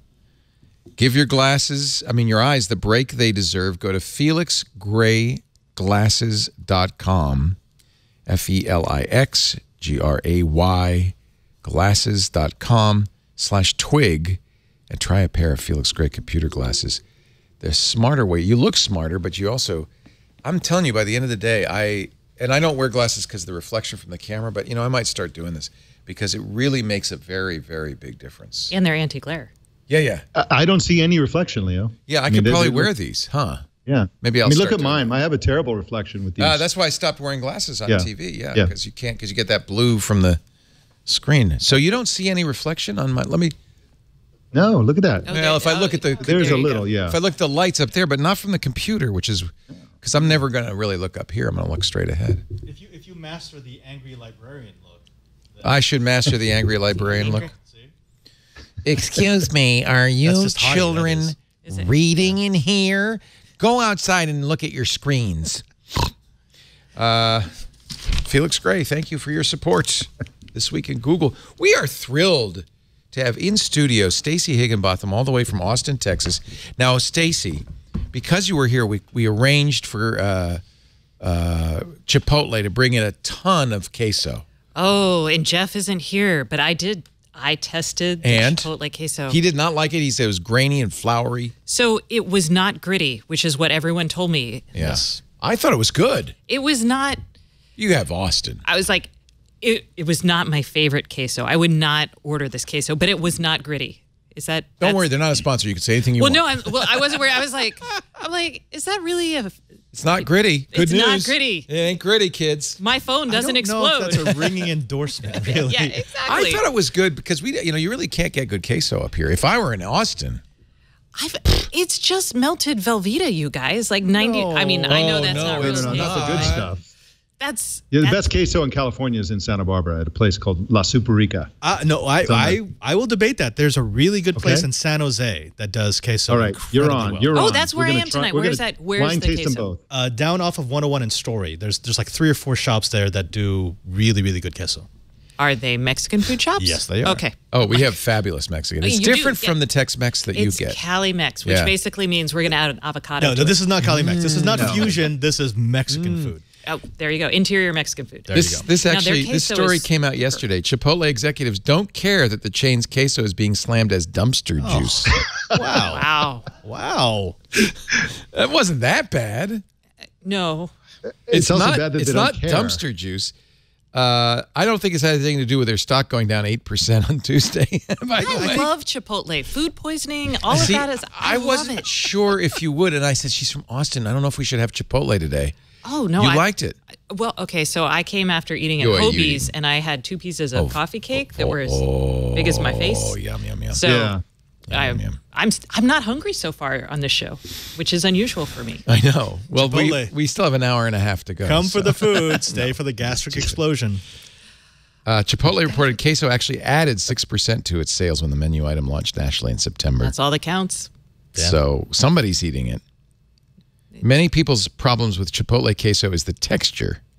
That's the gritty. There you go. Yeah, so it wasn't gritty like I was told it was. Or a different kind of gritty. I didn't taste the grit. Analysts warn, this is from CNBC, queso might not be enough to stabilize Chipotle's margins. Oh. Analysts warn. That is a headline you don't really expect on CNBC. But there it is. Queso is not enough to stabilize anything until it gets to that gooey cold stage. You don't want to eat stabilizing queso. Apple queso will be amazing. Apple queso is going to be the best queso ever. Lord. Oh, sure, others have done queso. They're gonna grow their own cows and milk it and get the optimal. What do you think all that empty space in the middle of the spaceship is for? Exactly. It's a queso farm. It will also, cut the grass for eco-friendly. Right, keep it on the Greenpeace list. We got it figured out. I'm just looking at queso recipes. I also don't think Chipotle has the best chips, but No. And your chip experience is I agree crucial with to you. your queso experience. I agree with you. They I don't particularly like anything at Chipotle, but oh my gosh, my daughter's listening to Twit Live. Hi, Anna. Stacey's daughter, Anna. Thank you for knowing that you watch YouTube too much. I bet she asked Madame A to play it. She on the said, show? Madam A, listen to my mommy on Twit. I wonder if that would work. I bet That's it a would. new skill. No. Madam A is not that smart. Google might. Google knows who your mommy is. That's for sure. Google's like, oh yes. I know who your mother is. If I Google like, oh, Kevin and I were doing this. If I Google Stacy's dog, Stacy Higginbotham's dog, pictures of my dog come up. Really? Oh no! but That's if when you- you know you've gone too far. Exactly. Wow. But if you Google Kevin Toffel's dog, it doesn't come up because Norm is named. So you have to Google Kevin Toffel Norm. Hey, John, could you bring me the Invoke? Because we did get a new. Could you bring me the Invoke? It's on my desk. This is the new Harman Kardon competitor, but it's not. It's not Madame A, nor is it Siri. Cortana. It's Cortana. No, Microsoft works with Madame A. Can There you will be do some a Madame A reverse? features, yeah, but I don't know how much. Actually, Cortana ain't bad. It's just why I don't understand why you would spend $200 on a Cortana dedicated Cortana device if you could get an Echo for $40, if you could get a Google for $50. And Apple's going to have its HomePod at some point. All I'll need is some power because it's got a short cord. It's kind of, so you want to look at the industrial design first, I guess. It's very masculine and kind of, it's metal, dark. Yeah, that's very much a Harman Kardon Star Wars. look. Yeah, Star Wars. Yeah, yeah. They do make a silver one. That's the only designer colors they have. Okay, would you do me the honor? And, They had a floor standing version of this at IFA 2 years ago. That was like $3,000. floor standing. You mean like a tall one? Uh-huh. Wow. It's a pretty good Put it speaker. on wheels, it would be awesome. I'm curious what you all will think of it compared to, say, the Echo Show, which I think has the best single unit speakers for Amazon. This is now an HP brand, correct? No, it's owned by Samsung. Samsung. Oh, bought it. Samsung. Okay. Samsung. Although, for all I know, Samsung owns HP, so it could be. I don't know. No, not yet. No. And you see, it has the little inside. It has a little light that's, the thinking that's light. rotating the thinking. Now, I've never spoken to Cortana. Would It's you just like to? speaking to the other voice assistants, except she's more lonely. Hey, Cortana, let's listen to some music. Or not. Don't you have to like set it up? Got to on an boot app? up. It's still booting. That's like Microsoft. Yeah. Well, they want to bring the Windows experience to the digital assistant. It may so- be joining the Wi-Fi. It's true. It may have. It made that sound though, like it. It did, right. It thinks it's ready. I think you have to hit it harder. Whoa! I can be your DJ. Oh, I was right. Music. It worked. Hey, Cortana, listen to some music. Okay, here's the latest episode from the podcast, Windows Weekly on TuneIn. Mary Jo Foley. We're It's not music. This is Great my feature. favorite music. I jam out to this in the Every car. time you ask for music. Hey, Cortana. They can. New hardware from Cortana. Microsoft. Finally, the release. Hey, Cortana, stop. Why did it do that? Hey, Cortana, listen to my mommy on Twit Live. Okay. And now, the latest episode from the podcast, Twitbits on TuneIn. That's not my mommy. The problem is you want a simple database Show title. that Tharad is my mommy. Scale and replicate across the data Hey, center. Cortana. Those are the two main things. Hey, Now, Cortana. across data center one is- Stop. I think the ideal Let me get some music. Hey, Hey- Go ahead. You do it. Hey, Cortana, play Beyonce. All right. She sounds Sorry, I can't play music on TuneIn right now. Oh, it's only TuneIn. Oh, you Did choose TuneIn, Spotify, or iHeartRadio as a weird limited So thing. only those things. And as far as I can tell, you could choose one only of those. oh, Hey, Spotify. Cortana, listen to KLLC Radio. All right. Tuning in to Radio Disney, KLLC HD3 Wait, on what? TuneIn.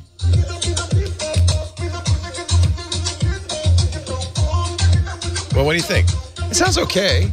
Hey, look, Cortana got may a get good things bass. wrong a lot, but her fails are super high fidelity. Off the Rod is my mommy? That's good bass.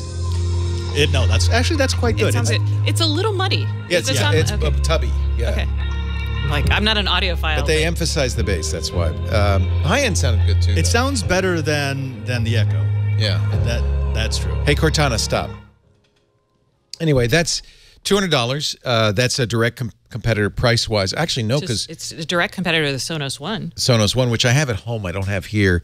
That is it's not a full Amazon Echo. It won't do everything a standalone Echo will do, but of course it integrates into your Sonos. It sounds better than this. I think even though it's like a Play One Sonos, it sounds better than this. It sounds really pretty good. So we shouldn't buy this, is what I'm hearing. I don't see why anyone would buy it, because unless you're like so all in on the Windows ecosystem that you want Cortana, for instance, you can have it. You can have it. She lit up when I said that. You could have it add to your calendar, your Outlook calendar, things like that. So it integrates with Office 365. Build my keynote presentation. Yeah, except that it's PowerPoint. But other than that, oh, PowerPoint presentation. I'm sorry, Cortana. I'm sorry, Stacy. I can't do that. Hey, Cortana, play "Never Gonna Give You Up" by Rick Astley. It won't do that. All right. I like how it goes, all right. All right. Now, if 15 minutes from now she starts playing it, that would be an amazing That would be Rick rolling her. That's great. You brought another toy, too. Do you want to save that for your pick, or do you want to show it now? Oh, we can show it now. Okay. Why not? So you actually took a look at this on Tech Guy a few weeks back. Yeah. This is Anker's new Nebula. So Anker, we all know, a Chinese company, and we actually really like them for aftermarket accessories like batteries. But this is the first time they've done like a real product. Right. So this is a collaboration with another company that they wanted to take their battery tech. So this is entirely portable. They're touting this as a theater quality portable battery powered projector. And it's actually really good. It's Android powered. Oh, that's interesting. And you can stream directly from the unit. Just opening up the little lens is going to start it up. So this, I'll just pass this over to you. Now, there's a couple of things I really like about this. The first is the fan is on. It's on. Yeah. Oh yeah, it's warming up. One of the things. Oh yeah, you may not want to look directly into the lens. That's going to be kind of bright. Should have worn those glasses. This will do its auto skew and auto tilt. One of the hardest things to do with a projector is get it to match right. It actually detects its angle, and it will automatically fix the picture. Oh, I like no. that. That's pretty cool. I need that on tables at restaurants. Okay, this is getting kind of creepy. It's Apple Face Recognition Phase 2. Here, do you need this thing? Yeah. Yeah, give me a thing. Let's project it on this thing. Yeah. Now, I just got this yesterday, but I want to do things like, take it out in the middle of a field because it's actually very, very bright, way bright. This is definitely not a Pico projector. This is more like a home theater projector. It's a little expensive. It's $600. Oh, it's actually adjusting the focus. I probably shouldn't be doing what I'm doing. Oh, no, that's the thing. Yeah, it'll autofocus. It will auto skew. Point it back there. Yeah. Maybe we can get it back on. Yeah, see, there we go. How long's the battery life on that? That's a good question. So that's going to depend on the brightness and how you use the features. It has built-in Wi-Fi, so you could just use this as a standalone and play, say, Netflix. Corgi videos. Yeah. Or Corgi videos. A lot of Corgi videos. How did you know he loves Corgi videos? Oh, I love Corgi videos. We've got the Twitters. Uh-oh. Wow, you guys. It's even though it's a decent size unit, I can't see this lasting for more than 3 hours on the battery if you're using It's heavy, all the so there's a features. big battery. There's probably a 15,000 milliamp hour. So it won't get battery you through all of the Lord of the Rings trilogy, but it would get you through one? Precisely. Yes. More than enough. But I gotta say, just in like the 2 or 3 hours that I've been playing with this thing, I'm impressed. The Android integration is really well done. It's not just Android slapped onto a projector. It works. The controls are intuitive. The quality is really, really good, even if you're projecting on a non-projection surface. And one of the other cool things about this is the fact that they want this to be a portable unit. And it's actually really durable. One of the things I'm always concerned about when I'm carrying a projector is one good bump and you've destroyed the optics. This thing, I already dropped it off a table. I wouldn't do it again, but it's still working. Sorry, Anker. Your review and it's going to have a ding. Yeah. Yeah. So, yeah, $600, not bad. Yeah. I totally need that. We don't have a TV because we're always traveling. We watch all of our TV movies on a laptop. Yeah, that'll do it. Yeah.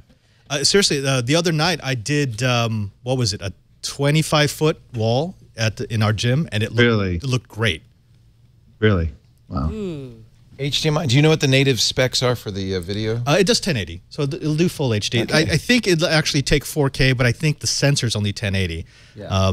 Yeah, unlike, see, this is how I know a company isn't used to having a lot of complicated products. Anchor didn't send out like the reviewer sheet. The spec sheet? The spec sheet. They just assumed that you'd go get it, which is, I kind of find that refreshing. They didn't have a PR person. They literally sent me the unit and they said, Wi-Fi we'd like to built know in. what you think about this. It wants to join our Wi-Fi. Yeah, I know, right? Wow. Yeah. I have because that is Android. So in effect, you can use its own user interface. Yeah, you don't need to connect this. Does it have a remote control? It does. So you could stream Netflix on this directly from it. Correct. Wow. That's Yeah. kind of neat. That's really kind of neat. It's very well made. I saw the It's prototype for this at CES. Roland is saying in our chat room, 1280 by 800. So it's a 720p DLP in here. That's it. 3,000 lumens. That's a lot for something this small. If someone came up to you, you could be like, "Get Yeah, you could blind Yeah, it. that's It kind of really does good. look like the town crier light type thing. Yeah. All's well. 10 o'clock. Time to heavy is go it? with bed with your sheep. There you go. It's not bad, huh? Oh no, that's like That's party time at the that's like 5 pounds. Higginbothams. maybe 6. Yeah. All right. How much? $599, $600. And is it out now? It is out now. You could buy them on Amazon. And actually, Anchor, I think, sent 2 of them to us because Anthony got one for the studio and they sent this one to me. So We were going to review it for the new screensavers, so we got. it's definitely going into our holiday gift list. This is nice. It's also going into my pocket after the show. I just bought one. Oh, Leo. No, that would be nice to have at home, I think. Actually, Well, yes. that's a nice thing to have, like for a backyard. You know, Yeah. summer. Yeah, exactly. Want to watch a movie outside? Yeah. Well, I'm going someplace that has a huge wall. The Vatican? Yes. China? No, that's my new assignment. He's going to put it on the Sistine ceiling.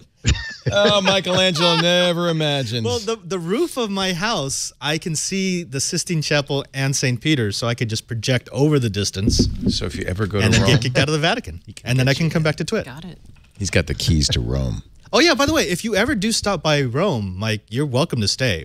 Our house... At the Vatican? Yes, it is literally a 3-minute walk to St. Peter's. But you Is this won't your know. Jesuit party house or is this your house? Jesuit No, party it's- house. the house was designed for like 800 people. Many people don't know it, but the Society of Jesus is actually a frat. Well, that's what he's like, you're welcome to stay at our house. I'm like, what's happening here? I always thought very it was kind quiet of an frat. intellectual somber. we keep there on our property. There's a building that is apartments for any of our lay visitors. So Okay. Jesuits don't stay there. It's actually a separate building on the compound, and it's a 3-minute walk to St. Peter's. Nice, huh? But he won't be there till September. Don't get your hopes all up. And also, Mike, just remember, the building was created in the 1700s, so there's no toilets. Wi-Fi is terrible. I was going to say bad Wi-Fi and just FYI. All right, let's see. Google is apparently having trouble getting the white Pixel 2s out. They are pushing out. They're pushing back some of the orders and offering a free live case as a compensation. hey, Oh, how about that? So you're lucky you got yours. That's nice. I thought I didn't even ask. That's beautiful. That's really But you didn't nice. get the Panda one, so you don't have the orange. That's only in the. it was only on XL? the XL, and I'm very sad because I love orange like nobody's business. That's what I ordered, but it won't be for weeks that I get it. So There's but still that is something pretty. I kind of like white. And by the way, this Flat is white. a metal back, but they've done a soft touch paint on it, which I think is quite nice. It was very fancy. You like that color? I think you're happy with it. Oh, you don't yeah. ever see it. I don't ever see. I didn't care. Like I actually wanted the blue one. I've never felt the squeeze thing. That's actually, I like that. It works. That's It's very cool. really nice. So there are little some delays on the one you got, but you got it. Several people who bought the Pixel 2 with an October ship date only to have that date slipped to November are being offered a case as compensation. Dang, and I paid $40 for mine. The case of the missing Google phone. Did But you get does the that- does that buds, really the make up pods, for it? the Google yes, buds? yeah, I thought you said, "Did you get the bugs?" I was like, "Yes, I told you about the ticking." I did get the Google bugs? the boot. Google pods. Bro pods. No, what are they? They're G-pods? Pixel pods. Pixel I think. buds. Pixel buds. Pixel buds. The P-buds. Pixel bros. I Yeah. keep thinking of marijuana, so I'm like, no. But You are in Pixel- California. Pixel buds, but I needed actually a decent pair of Bluetooth headphones that are not like crazy compare with expensive. Well, also just because I don't have any, and I've only had this for like 3 days, and I keep misplacing my dongle everywhere. I'm just like, Dongle is not a good solution. And it looks so stupid. Your phone has this tail. Yeah. Don't do it. By the way, I'm sure that the handful of case makers that decided to make cases for this phone are thrilled. The Google's handing them out. Yeah. Oh, yeah. Pick one up today for free. We have a couple of Bluetooth. Sorry, I'm just logging into my LastPass. Yeah, so I can get into Amazon. The most secure broadcaster on the internet. I am. Did you turn on the app advanced protection for your Google account? I turned it on for a account, not for my account, because I found it incredibly annoying. It's pretty intrusive. The showstopper for me was it doesn't work with Linux, and a lot of my machines are Linux.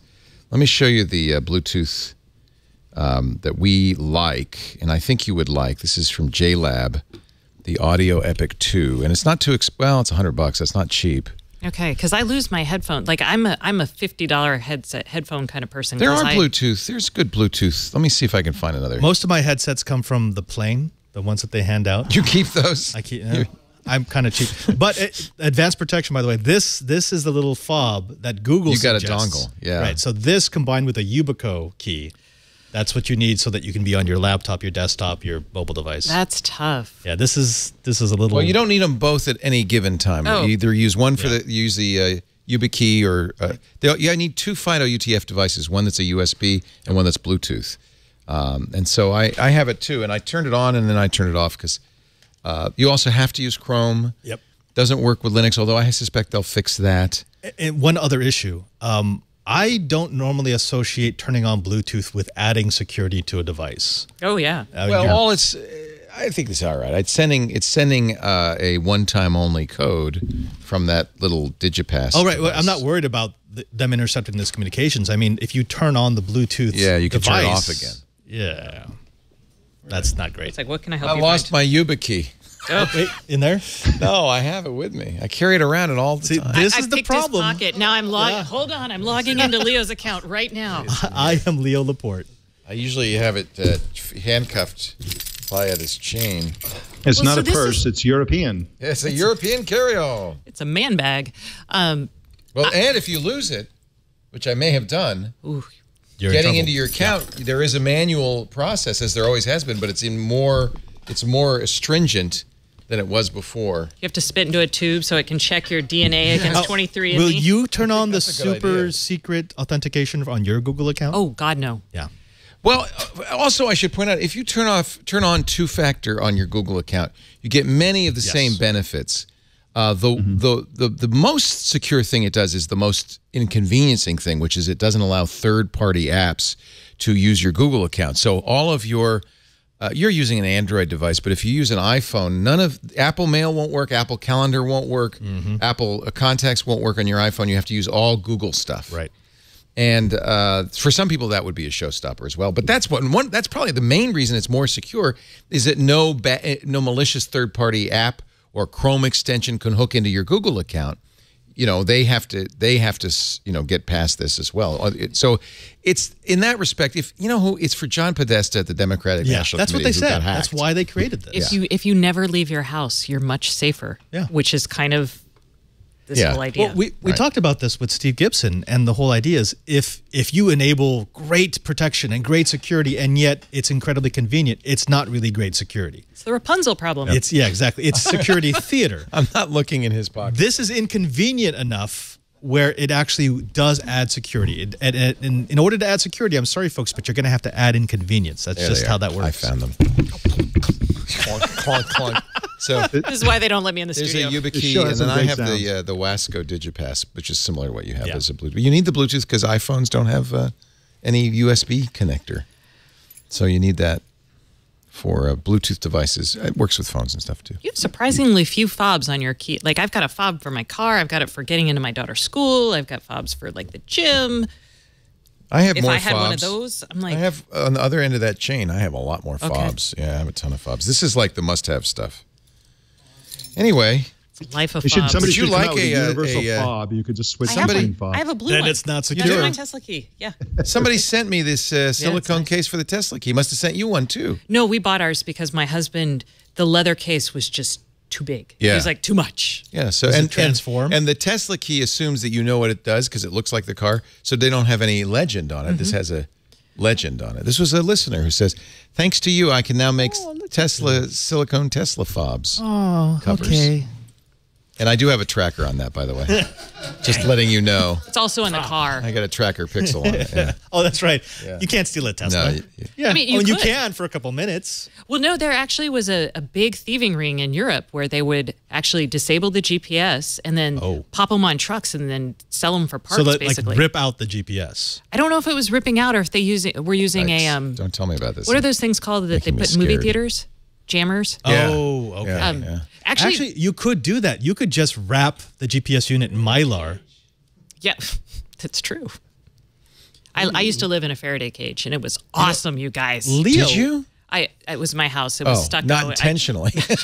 Oh, wait. So you had one of those houses that had like a mesh. It was in the chicken walls. wire basically Yeah. in the walls, and yes, That's great for Wi-Fi, by the way. It was a fun Do you guys remember Orson Bean?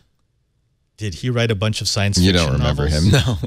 That's Orson Scott Card. Oh, okay, sorry. He was a regular on To Tell the Truth. It's a different Orson Bean. What is To Tell the Truth? Nope. No, not that Orson Bean? You don't want me to show orgone boxes? He was really into this kind of crank concept developed by Wilhelm Reich in the 30s called the orgone energy accumulator. It was basically a box with metal walls. And I think they may be coming back.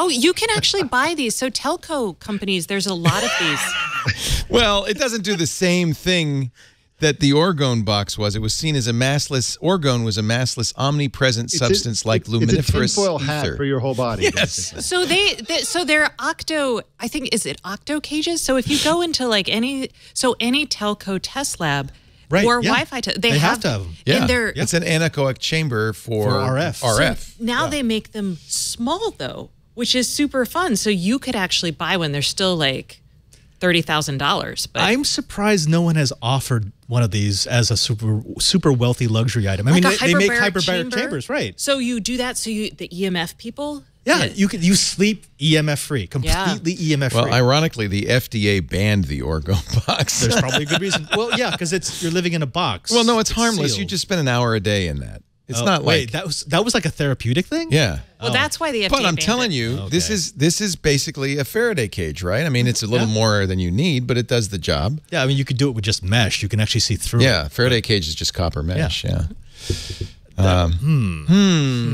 The reason I know about this is when I was a kid, we moved from Rhode Island to Santa Cruz, the hippie capital of the world. We bought a house that used to be an organic farm in Santa Cruz, and they had an orgone chamber in the master bedroom, and we thought, well, that's interesting. We got rid of it. I wish we'd saved it. We now. built a Faraday cage for Interop one year. Did you really? We did, and it's actually expensive. Copper Copper is expensive. very pricey. Yeah, the copper mesh That's why that you you actually steal need, it from established electrical wiring. Right, that's what I do. That was a problem in Hawaii. They kept stealing the copper. So what they did was they actually irradiated it.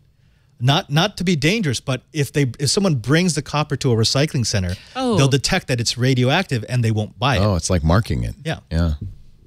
Huh.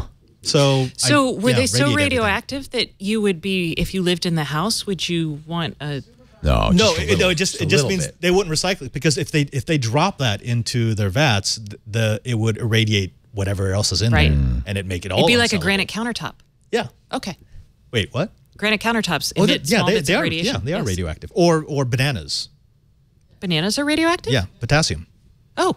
I think you've lost control of the show. Okay, back to Google. Sorry. Like herding cats. Wait, what Wait were a we minute. talking about again? I Radioactive forgot. bananas? Really? Yeah, Potassium? potassium. Is it slightly radioactive? Slightly radioactive. So if I had a Geiger counter, it would not register? If you had a sensitive Geiger counter, it would. I'm sorry. I just started them up again, didn't I? Sorry. You know, Google is using national search data Halloween costumes? to help people pick Halloween costumes. They did this last year, didn't they? It's called the Costume Wizard. I go as a priest every Go year. to frightgeist.withgoogle. Me too. Me 3. I can't wait. I've got a lot of these in the room over there. Do you have any nun outfits? Because I could be a nun. I actually probably don't, but I could find one. I have gone as a nun, and not the sexy nun, the normal nun. I want to go as the shame nun from Game of Thrones. Oh. She's naked. No. Oh, the one behind Cersei her was with naked. the bell. You want to just go, you just want to rock around and go, shame. I'll go as the twit nun. So the number one, nationally, the number one costume nationally is Wonder Woman. Of course. Number one, there's a frighteningly high chance you will see a Wonder Woman costume on Halloween this year. Not all of them will be women. Searched the most in Parkersburg, West Virginia, Bozeman, Montana, Abilene, Texas, Great Fall, Montana, and Utica, That's New a York. hard costume, though. I mean, not a lot of people can pull off that look. 11% of all costume searches will be cartoon characters. Harley Quinn back again this year, number 2 with a bullet. I feel like you could do that a lot. Yeah. Like, that's easy to do. Did you see that bug crawling across my screen? Oh, was that on the webpage? I hope to God that was on the webpage. Okay, clown or it clown? I think it's an it. Pennywise. I think it's there's that bug again. I hate it. That is creepy. Pennywise. The most topical costume that I've seen, and I saw it today and posted it on Twitter, is sexy fake news. And what does it look like? Let me wait a minute. I gotta find out. Can we get Jeff News? Don't show my screen until we actually. I know, right? Sorry, Google, can't trust you on this one. Oh, I like it. Oh well. Yeah. I don't. That's not really a costume. But what if I wore that? Then that's a costume.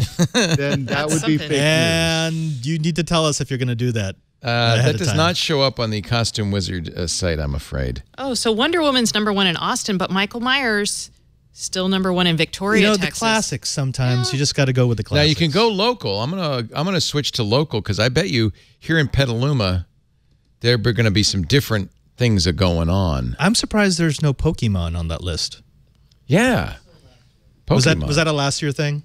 So superhero is the number 1 category in some part of California, but I can't tell. And its national rank is 14. Superhero. Like just generic superhero? Just superhero.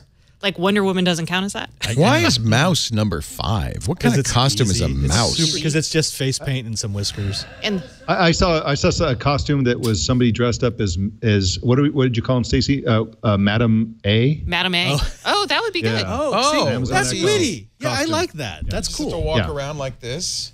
And then Unless you're they'll be a always dog. asking you questions. People though. have to ask. Asking you to going play as music and stuff. Pirate. So it's Harley Quinn, Wonder Woman, Harley Quinn, Clown, Unicorn, Rabbit, Witch, Mouse, Pirate, Zombie, Dinosaur, Princess, Moana. Moana. Ooh, why not Maui? I could pull off Maui. I've got. You could do I've got Maui. the You'd be size great. of Maui. And just Because sound, all you have to do is little sound girls like The like to be Rock. Moana. Yeah, little except girls I don't know if I want to be walking around at a 45-degree night. Come to with Texas. just Halloween night is riff. warm. So That's true. I know Clown was number actually in Maui, you 3, could do it. Yeah. but it is number 16. A lot of people. Okay, so that's separate from clown. Yeah, no, I think that's I bet a lot of people are going as clown, unless they're Yeah. going as that big spider at the very Right, end of the book. right. Sorry to spoil it. I'm going gonna to go as Kelly Wise. I think that's Okay, it. Batman's always Batman, Belle. skeleton. It's kind Joker. of sad how many Disney characters are in there. 1980s. No, I'm going to go as Going the as the 1980s. What the hell is that? what? Wait a minute, I got to find that. That's Let's on see. 32. It's ranked number 80s 32. Costume. So some guy with one of those really big cell phones taped to the side of his head. Oh, okay, like Valley You Girl. could- well, no, Lauper. Cyndi Lauper, yeah. Okay. That's a pretty good costume, actually. Actually, I would. You could do Data from the Goonies. I'd love to bring the get Goonies back. physical. Let me hear your body Okay. talk. Oh, number 40 is something I went as one year. A chicken. You'd be perfect here in Petaluma. This is the chicken capital of the right. world. Oh, who knew? Yeah.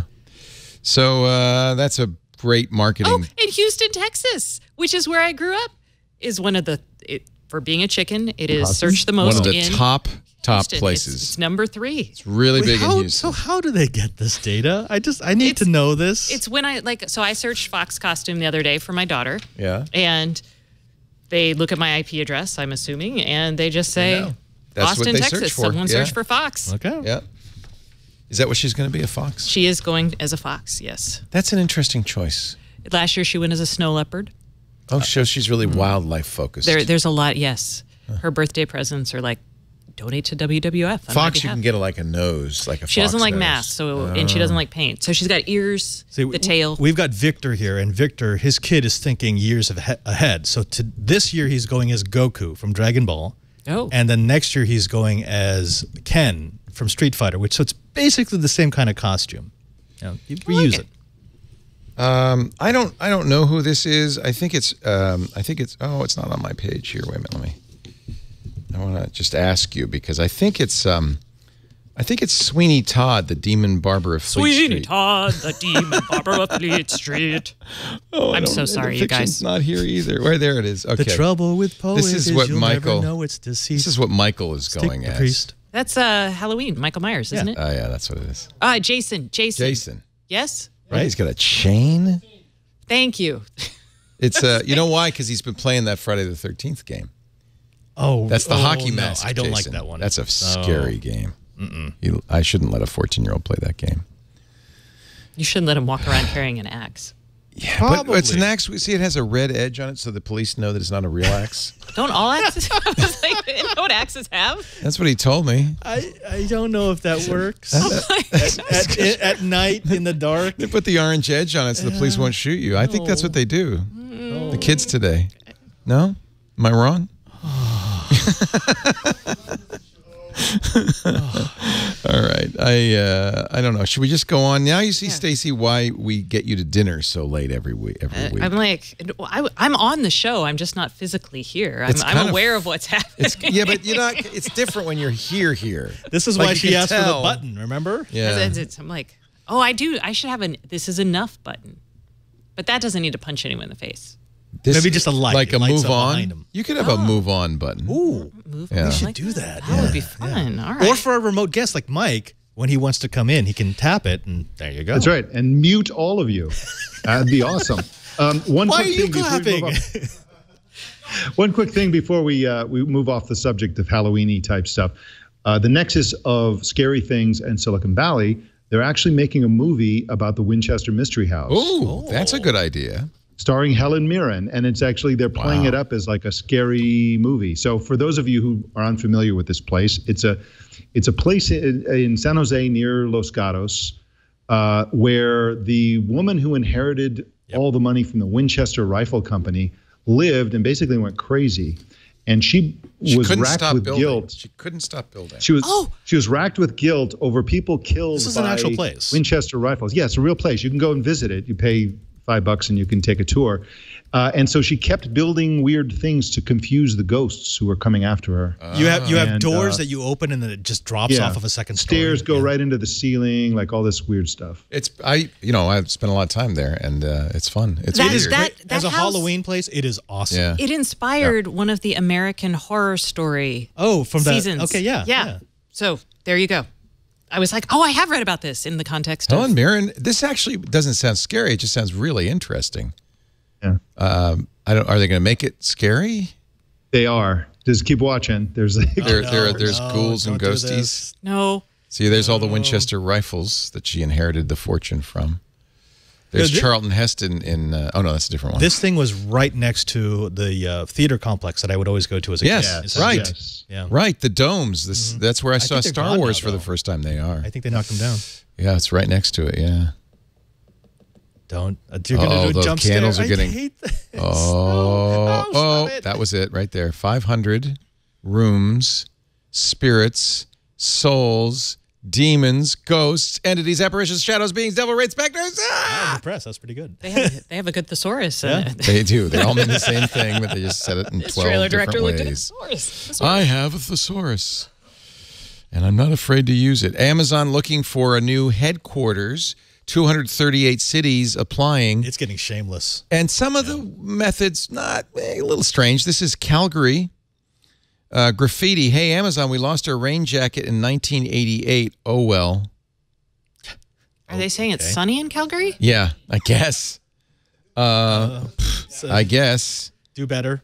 On October 18th, all the lights in New York City went orange. For Amazon? Yeah, Amazon Orange to show support for the city's official Their bid. color is orange? I didn't know that, but did you? But it's apparently New York I does. guess, yeah. If you look like the Yeah. AWS and the Amazon logo, there's always orange in Yeah. it. I thought that was yellow, and also I thought it was blue because Madame A does blue. You know, my favorite story about the whole Amazon headquarters search is what San Jose did. They did a study and they said, look, it's not going to pay off.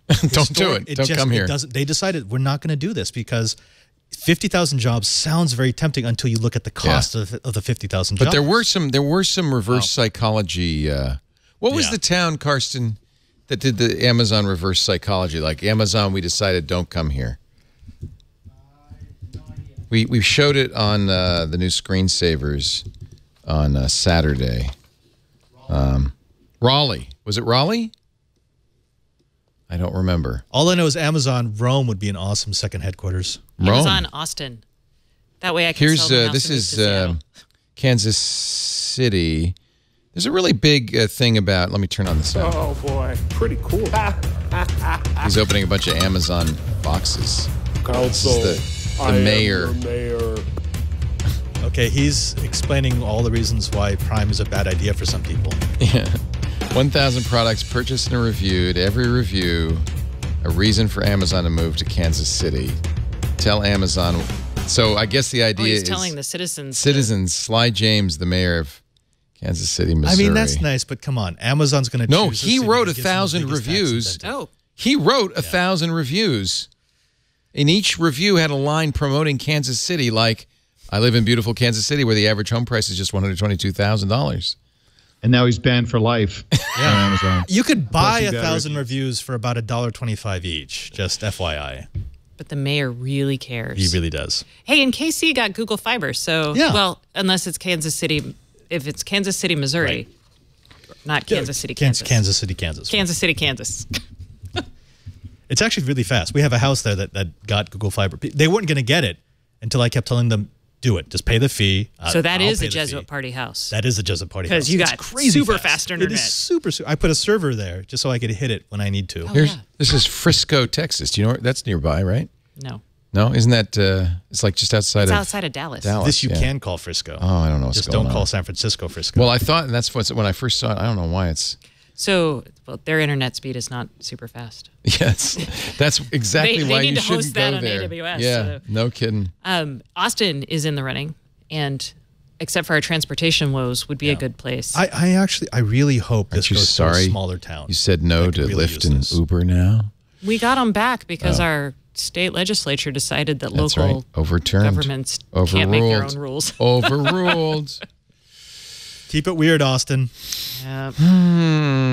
There is a very nasty. Oh, we're talking about Reaper. I was going to use the Amazon segue to talk about the Amazon key. Go ahead, Amazon Key, and then we'll talk about Reaper. Okay. Boy, you can read my mind. That's good. Amazon Key. So Amazon Key is this smart security camera plus a connected lock, which I love connected locks for either Kwikset or Yale. I And hate this idea so much. Amazon, basically, you can let people, Amazon delivery people or Amazon service providers that contract through Amazon into your house, even if you're not there. They can get in. There's a special lock that they have a key to. It's actually not a special. I mean, it's not super special. It's a Yale or Kwikset. Oh, it's one of them Bluetooth. I think it's or actually going to Wi-Fi be locks. a Zigbee lock. And that looks like a Nest Cam, but it's not, is it? No. All cameras kind of have that look. Yeah. So that way you can monitor them, what they're doing when they come in your house. Well, it's to give you that peace of mind, like, oh, there's Amazon person coming in and dropping off a package. Yeah. The mail, U.S. Mail has a similar system, a two-key system where... they do? Yeah, but not into your house. They into the big mailbox. The box at the end of the block. Oh, ours gets broken into all the time. Yeah. Well, this one, so if you've got a package, there's a larger box at the bottom of the mailbox pallet. And they put the key in your box, you put it in, and you remove your package. Yeah. Now, this actually makes sense. Would you let people do this? I would. I have that lock, so like it doesn't unfortunately fit on my front door, but it fits on my garage door. So I would do it in a heartbeat. But usually it's a UPS or FedEx driver, right? Sometimes it's U.S. Postal Service. And sometimes it's an Amazon driver. Not anymore. I have Amazon drivers show up You all have the time. actual labeled Amazon drivers, right? Their trucks usually aren't labeled, but they are Amazon. They started up a new project, the first in India, but it's now on the west coast of the United States, called Project Sellerflex. And this was a way to make the third-party seller experience on Amazon more like the Amazon Prime experience. What they're going to do is they're taking UPS and FedEx out of that part of the transit equation. Now, people are speculating that this means that eventually they want to remove FedEx and UPS entirely, which means they're going to have their own drivers. Right. So that is one of the caveats on this new Amazon delivery service. Right. You can only use Amazon's own delivery team. So it may not be appropriate for me because I have never seen an Amazon delivery team. $250, you get if you want, the bundle that includes the smart lock, the connected camera, the installation even. I don't think it includes installation. It says, and free installation. Oh, holy moly. Once you have the system in place, in-home delivery will now be an option every time you order something on Amazon with no additional charge. But it's only available in 37 cities where Amazon Logistics handles the drop-off. So that's why How big of a problem is theft off of porches? I mean, is that... It's a big problem here. It's a huge problem for retailers. I want to say they lose like $4 billion for things not actually arriving. But I could be making that number completely up. So we have Dropcam as a sponsor of the Ring Video Doorbell is a sponsor of the Twit TV network, and the one that I installed at my parents' house caught two trucks stealing packages from the house across the way. Yeah. So were you able to, were they caught? Did you use the video to prosecute? Yeah. So the officers went down and they asked any of the residents if they had security cameras, and we had ours. We gave it to them, and they used it in the prosecution. And there you go. So that's what you need. You don't need people opening your door. You need. I guess if it's Amazon, official Amazon employees, I have a camera. Actually, this all makes sense. But you'd have to live in one of those 37 cities. You do, obviously. I think I might. Yeah, Now, my question is, do I actually need the Amazon camera? Because I don't really need the camera because I'm fine with them just walking in with the door. I think you do just because they want to control every part of the system. That's true. They want to be sure that it was verified. If they have control of your door lock, they need to be able to make sure someone's not spoofing a system through third-party hardware. True. If you went to KFC's Twitter account and you noticed it's following only 11 people. It's got 1.24 million followers, but it's only following 11 people. Would you be smart enough to click the link and say, I wonder who KFC's following? Oh, this is brilliant. Wait a minute. It's 1, 2. She's a Spice Girl. I know She's those a Spice people. Girl. Yeah, they were That's in a a Spice band. Girl. That's a Spice Girl. There's 5 Spice Girls and the rest are named Herb. It's 6 guys named Herb. It's 11 herbs and spices. This, I don't know how long that's been going on for. They joined Twitter in July 2008, and it took us this long to figure that out. I would love to think that they did this from the beginning, and it's taken us all these years. That's like the best Easter egg ever. Right? There's been some guy in their marketing department going, come on. Just Can I notice, just leak it 11. like There's Business 11. Insider? I just love that. That is brilliant marketing. And they're going to get a lot of press, of course, as a result. Almost as much as YouTube putting the play button on the back of the World Series. Hey, good news. Well, maybe bad news for some. No more revenge porn on Twitter. It's official. Okay. Twitter has it now. There's no bad news here. This is all good news except for Twitter's promised these kinds of things before and not delivered. I will accept that as the bad. And that it's just very weird to see that they have a timeline for this. Like starting, well, let me get the timeline up for you. I don't know why my the announcement is that they will no longer tolerate, Anna. not that they can actually stop it. Yeah. Will no longer tolerate it. There it is. October 27th. Why, that's soon. Tomorrow. Saturday. No more non-consensual nudity. Friday. It's out. It's got to stop. No more. That means upskirt photos. That means hidden webcams. Nope, they'll be banned. What? They weren't banned before? This has been, this was an issue with, I think it was the Massachusetts legislature with upskirt photos that was technically legal. Because I must have been on the nicer side of Twitter because I've seen some hateful things, but I've never seen revenge porn in my feed. Until was it Ted Cruz? I didn't realize there was porn on Twitter. I didn't. So I thought that was automatically filtered. Ted educated us all. I was like, I mean, they're saying that they're going to ban people who condone or threaten violence. And does this count against the president threatening North Korea or? But I would say non-consensual nuclear pictures of war. people. That's probably okay. That's compromising non-consent. I mean, so starting November 3rd, which is a week from tomorrow, no more advocating violence. Oh, but you have to be. Oh, see, that's the weasel words. Organizations or groups. So individuals, you're okay. Hate in same time. Hated images, hate symbols. Those are going to be barred, including in avatars, profile headers. Again, amazing. So we have, what, another week? This is you got one more week to leave that Nazi swastika in there. Unwanted sexual advances. No more after next Friday. Hateful display names. Oh, you got a few more weeks. That's November 22nd. Yeah. And it won't be till December 14th, just in time for Christmas, that content that glorifies or condones acts of violence that result in death or serious physical harm. That's will interesting be banned. because then every movie studio is going to lose their Twitter account. Right. Well, they're not literally advocating violence and harm. It's just a movie. Well, wait. That glorifies or condemns act or condones. That's, I mean, come on, every action movie ever. Oh, it does kind of glorify it, doesn't it? Well, there again, this is the problem with everything Twitter does. It's always up to Twitter to decide what is what. Yeah. And so you have to go to them and appeal to them. And if you're not verified, then you don't have a prayer. That's what laws are. That's why we have courts. And I mean, like, my definition of things that are violent or offensive are different. I mean, right. Community standards. This is. Yeah. I mean, look, everyone at this table has had, and over Skype has had some hurtful stuff aimed at them on Twitter. Yeah. But somebody once said he thought my hair was a wig. I mean, nobody. Please don't send me things, but I've only had people be nice to me on Twitter. Really? I'm not kidding. I can send some of mine your way. I mean, no. Don't I mean, say that. I'm telling you, that's a bad thing. I know, and please. Kinahora. Pooh. But the problem with this, I applaud this. They need to move towards something like this, but I could see this spiraling out of control really fast. In July of 2013, Twitter prepared to extend reporting abuse to all users. Couldn't do it before 2013. December 2014, Twitter takes small steps to finally deal with its harassment problem. That's worked well.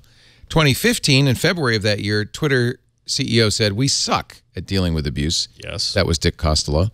No, maybe that was Jack coming. No, I think it was still Dick. No, that was Dick. March 2017, Twitter is finally rolling out, this is March, a smart fix for its abuse problem.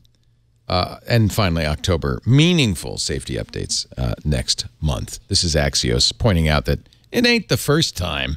Right. Well, okay, so I think you nailed it. It's hard to define what these things are. Well, okay, some of them are not hard to define. Like some of the things that people are sent is really just reprehensible. So I feel Twitter has historically not taken care of those even, unless you're famous. Now, in this group, are there any bright line examples?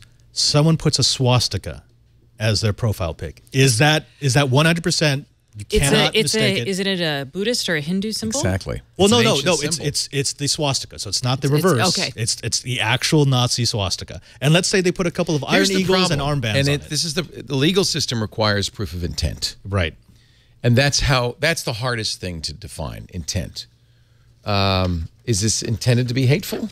I don't know. Well, see, that's why it can't just be an automatic system. They need to have people who actually look through the account. Yeah. Now, if it's a profile pic plus 15 pages of this person saying horrible things. You can tell immediately. All right, yeah, that's done. But this is the real problem.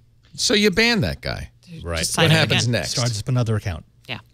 The only way to make Twitter more civil is if there's skin in the game. If I can make another account in 10 seconds and be right back at it. How are you going to stop it? Unless, I mean, this is like, okay, we start tying Twitter accounts to something that can be tied to actual people.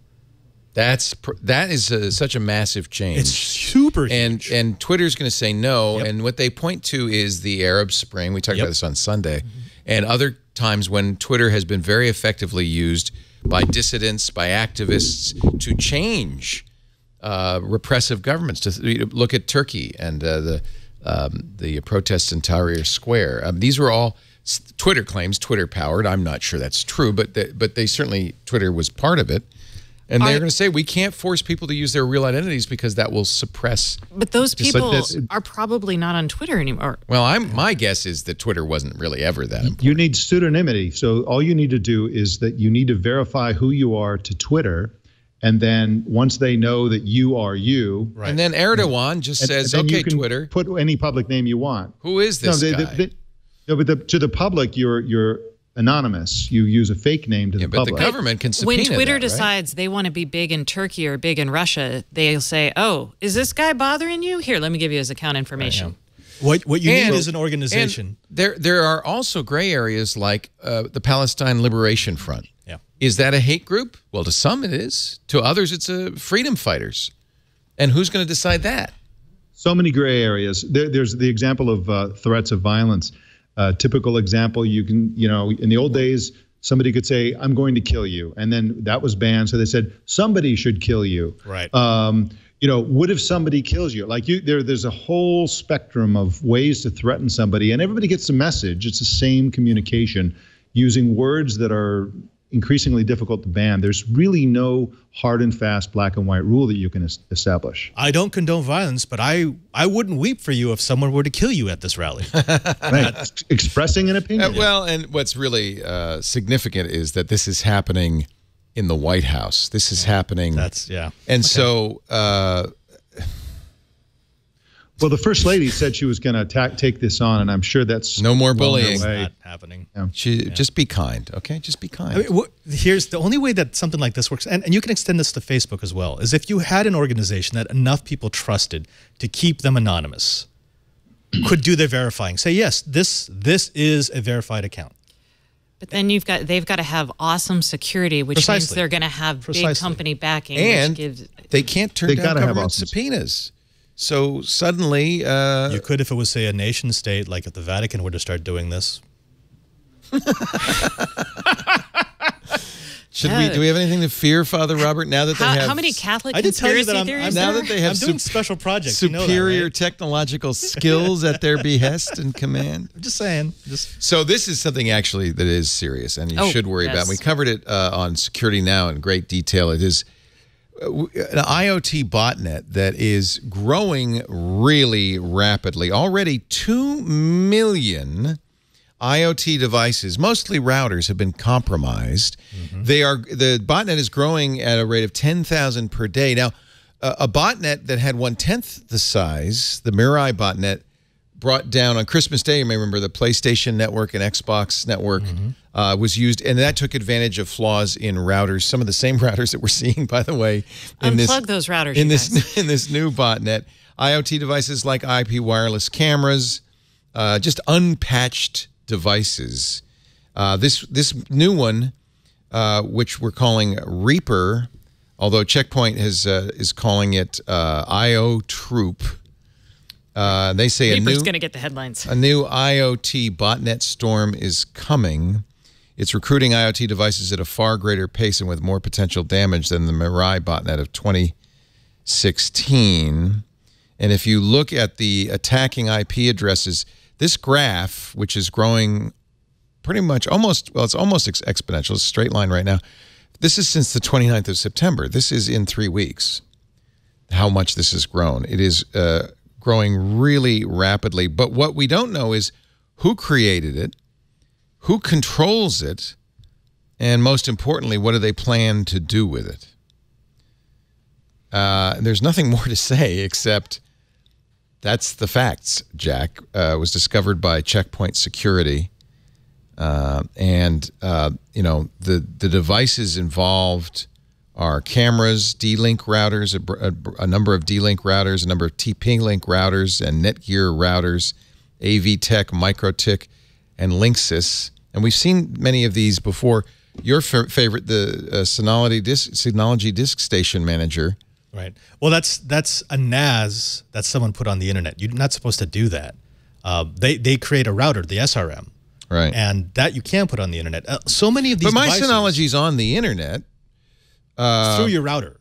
Yeah, through my router. Right. So you think that as a result couldn't this was join people, a botnet? because there is a function that you can add to a Synology NAS to say turn it be a into router. Got it. That's a really bad idea. That's a horribly bad idea. Well, people are doing it. Yeah. Unfortunately... Can we not call this an Internet of Things botnet? Because while these are... Routers are... I think it's unfair to call them These are things on the internet. That's right. different. And I would say, again, your old routers, my God, burn them in a fire, you guys. Okay, recycle them responsibly. But... in a fire. They really, you've got to unplug them. You've got to update. You've got to look for over-the-air updates. You've got to look for a company that actually does them and cares. Like, for example... I'm going to call you out, Linksys, because with Crack, I was like, hey, what's up with my routers? What are you guys doing? They're like, we are aware of the problem and we are addressing it. And I haven't heard boo since. And I want to see way better, way more rapid security from these companies. And that is going to stop this. That is all.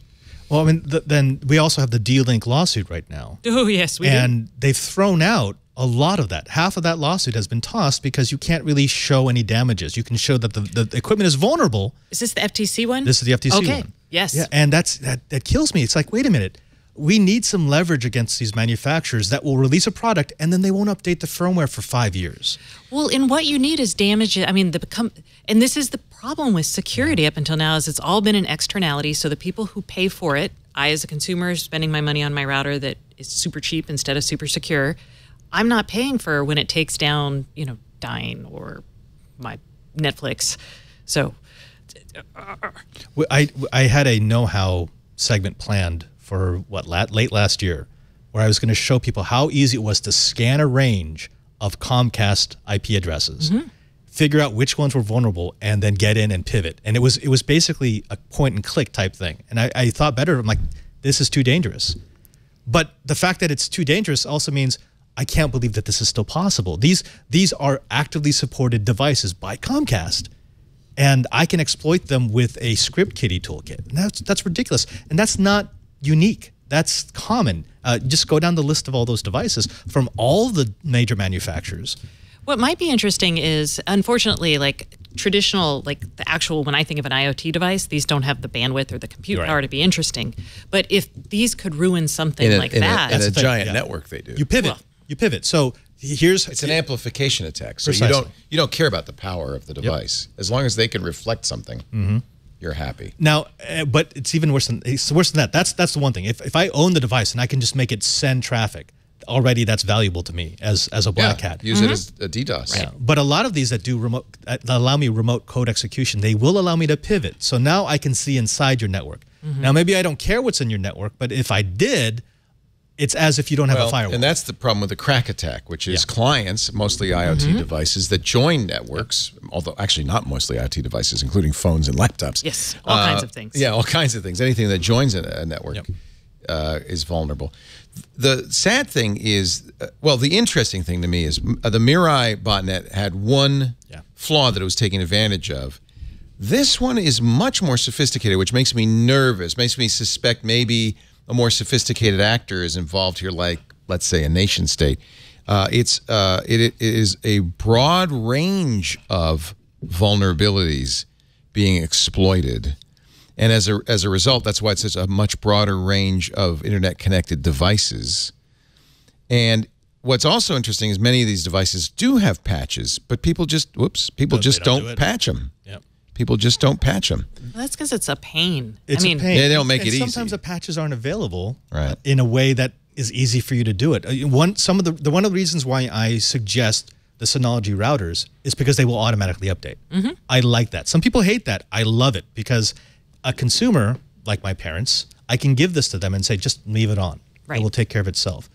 Now, all of these attacks are taking advantage of something that we've done very poorly, and that is make the transition from the late 90s mindset to the new millennium mindset. Mirai took advantage of the fact that they had a hardwired login. Well, that too. That's pretty pathetic. Well, but no, I mean, the philosophy. I don't know if that's any mindset from any decade. Well, no, but the mindset used to be you protect the core. The cores where all the important stuff is. Now it's the edge. The edge has brains. And it was about 6 years ago when people started saying, I don't need to own the core if I can own the edge and use the edge to disrupt the core. I want to correct myself. The Mirai Net was not the one 2 years ago that affected the PlayStation Network. That was the one last Christmas that affected the Dyn DNS, that almost brought the internet down by bringing down a big DNS provider, Dyn. Yeah. But I don't see this problem being solved through user action. It will never be solved through user action. Right.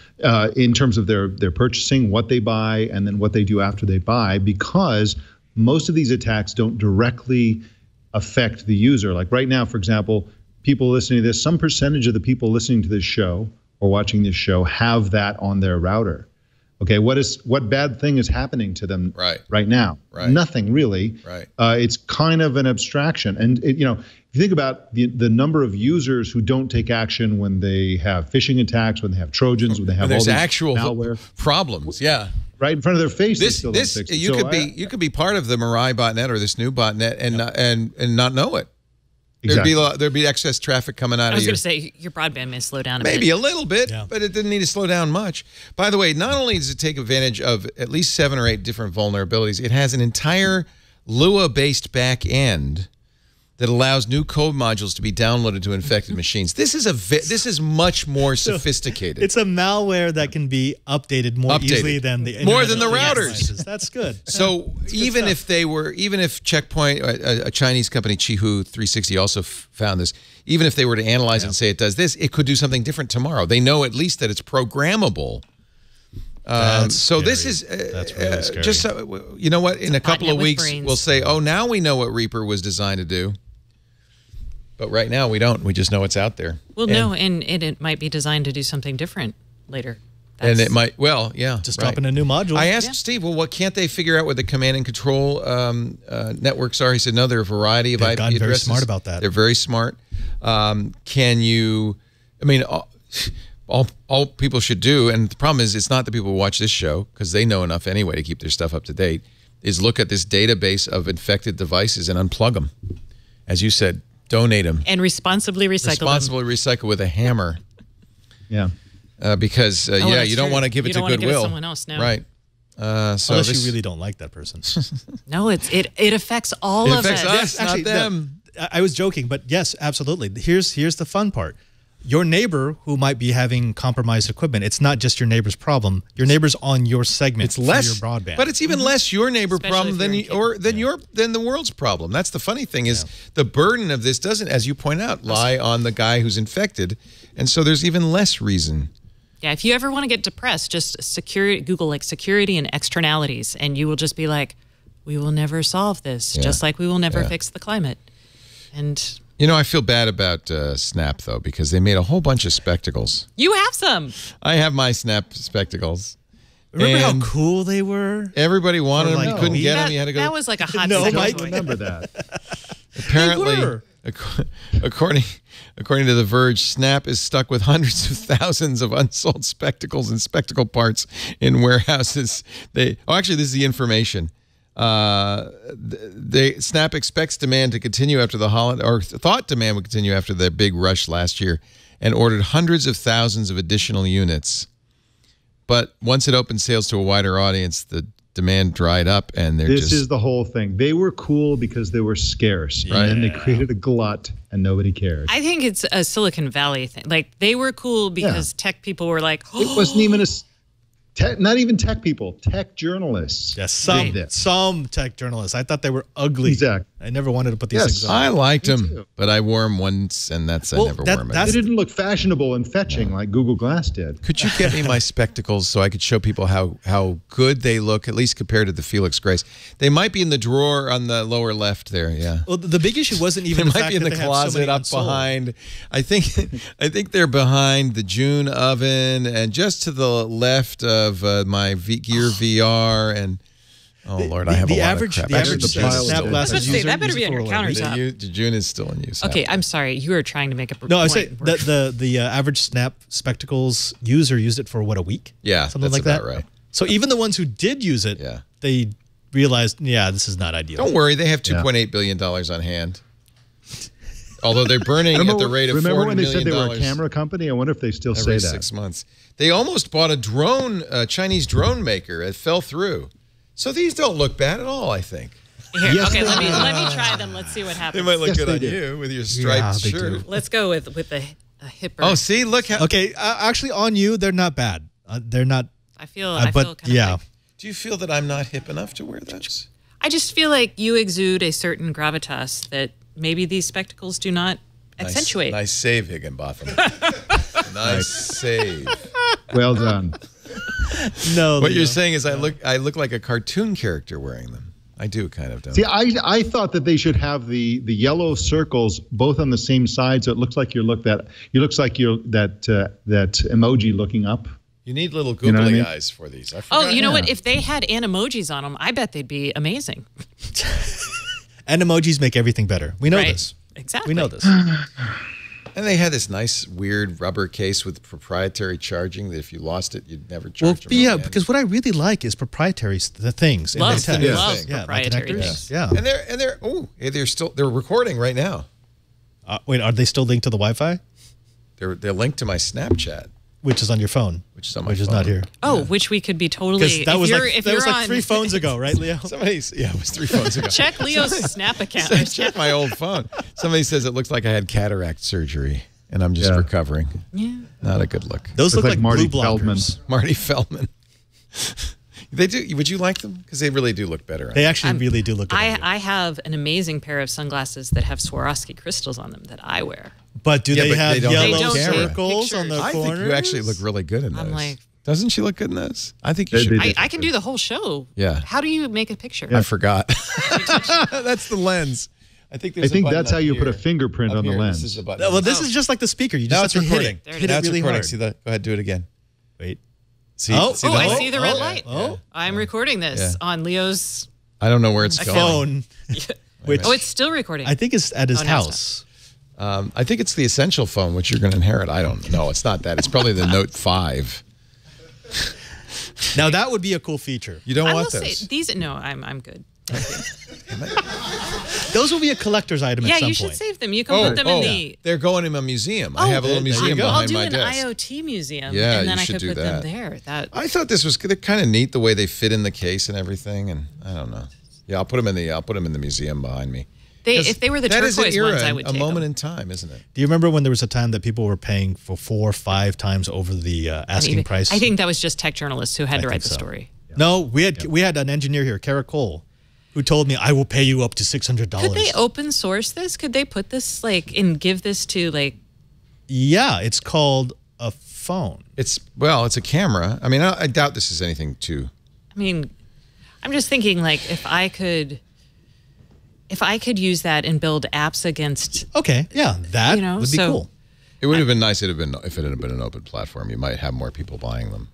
I'm just thinking, Well, they have a 'cause couple 100,000. I mean, they could, what can you do if you could quickly record something, or I'm trying to. They don't show you anything in the glass, so. They would have to make them not sunglasses. What are you talking about? Sunglasses are appropriate everywhere. At night, indoors. Ladies and gentlemen, we're going to take a little break. I'm recording this right now. We're going to take a little break and come back with picks of the week, numbers, anything you guys think is interesting and worth highlighting to the world at large. First, a word from our sponsor. Laser tags. Rocket Mortgage. I knew I had it here somewhere.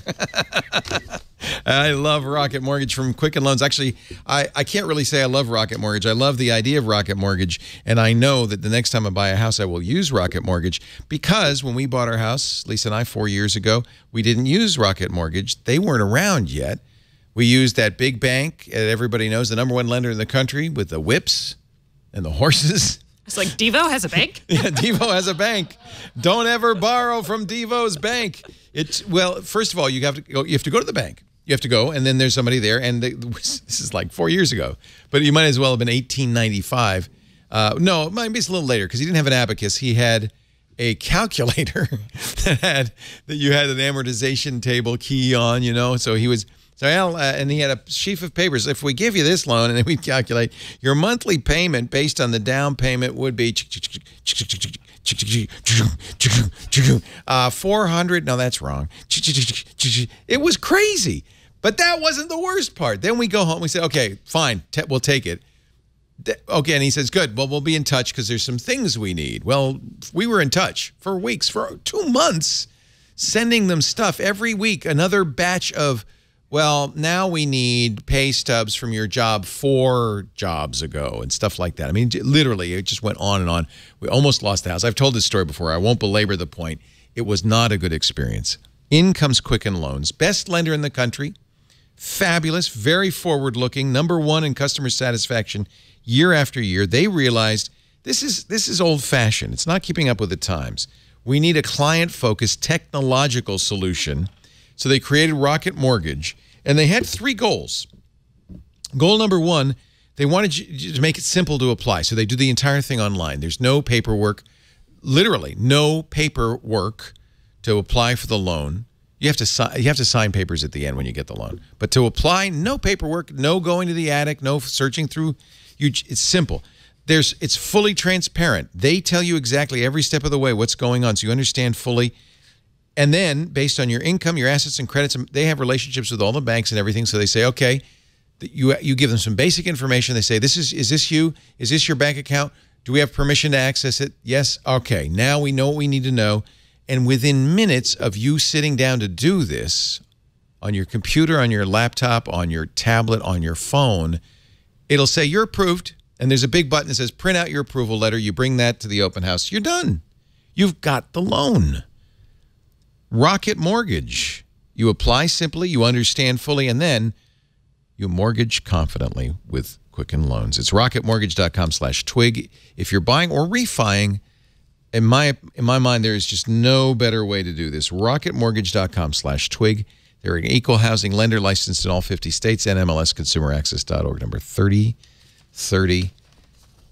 Don't go back in time to get your next home loan. Go to Quicken Loans, rocketmortgage.com/twig. I did this entire advertisement wearing spectacles, wearing Snapchat spectacles. Someone's got to. Do you think you could hack these on know-how? Probably. I mean, they're kind of encased in plastic. They're Bluetooth, right? I mean, if they're Bluetooth, they gotta be hackable. Yeah. Maybe you could modify them so they don't look dumb. They don't look that dumb. No, I mean, they look great on Stacy, but I'm guessing you have to have a certain facial structure. You have to have a good face, you guys. Yeah. You don't need a fist. You just kind of beat me with your words. Just beat me with your words. Stacy, do you have a pick or anything you'd like to talk about? Yes. It's not a physical thing because I'm here as a surprise. Yes. I didn't even know I was going to be here. Happy birthday to me. Is it? It is almost your birthday. Uh-huh. Yeah. I'm not going to sing. Wow. How old are you now, Leo? I'm not going to ask. No, yeah, I'll take that. And this is kind of iffy. This is a startup. It is a startup called Wellio, and you sign up for a newsletter. You mean Leo? Don't you? Leo. Wellio. Dad jokes. I don't mean that actually. So yeah, Wellio, and it. In some places, it's even cooler. So what it does is it sends you 3 recipes a week. I need this. I need this. And then if you're in an area where it's awesome, you can actually order it on Instagram. Oh, look, you probably can. Is this it? No, this is a test of your... No. That's some other Wellio. Hold on, I'm going to tell you where to go. I went to the wrong Wellio. GetWellio.com. Go get Wellio. Get Wellio. I'd like to. So my newsletter this week features apples. And my 3 recipes of the week are... apple goat cheese frittata with walnuts. Oh. It gives me $6 per serving and the opportunity to order it now. Oh, they'll actually sell you this stuff. Here, I can show you on my magical computer. You just can't see the email. And then, so if I go to order it now, and these are designed for weight loss or heart health, or is it just general? Good, clean eating. Good, clean eating. Good, clean eating. Okay. And you can either, even if you don't have delivery. So this is kind of like a Blue Apron, but not? I mean, I don't understand. No. So, okay, if it will order all of the items from the grocery store for you. So you get a list and it says you can add them it's like a personal shopper for food. It's the recipe plus you can order the food. Yeah. I can't order the food because I don't live in an area where they have a They're in San Francisco. But yes, in the Bay Area you can. Okay. If you do this, I would recommend looking at the ingredients before you just click order because sometimes they double up on some of the recipes. Well, and you may not want an apple goat cheese frittata. Okay, well, yes. Then you don't click on that recipe and say order. Okay. Good, because I really don't. So some others for this week are sausage and apples and then chicken plus apple salad. And you go through, you can browse through recipes. I'm not sure I get the value proposition. So the value is like I sit there every week and I'm like, God, what do I cook this week? So I can look at this and then I can just easily, instead of looking at my recipe book and then writing down the things on my grocery list, it's creative. It's meal planning a little bit with them. It's meal planning made slightly easier. Yeah. Is that going to set the world on fire? No. but it's free right now. Well, what's interesting, because this Blue Apron HelloFresh meals in a box model is super hot on Wall Street right now, right? Yeah. And of course, with Amazon getting into it, you know, people think Amazon's going to eat this one up because now they own Whole Foods. But it's a very hot category, and this is an interesting way to kind of sidle into it, I think. And they're doing machine learning on, you know, what you have and that sort of thing. That's is it going free? This is free right now. It's just a little fun. Are they selling this information to anybody? So if you order it and you buy it, they get a cut. It's like an affiliate fee for the groceries that they're the grocers that they're working. Yeah. I just think it's nice because I like to cook different things all the time.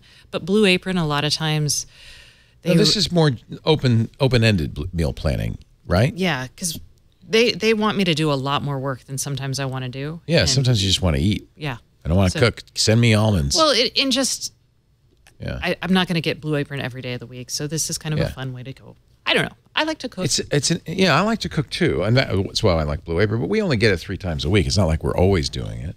Wellio's first intelligent platform helps people plan, shop, prepare, and enjoy healthy meals at home. Okay, anything to help with meal planning.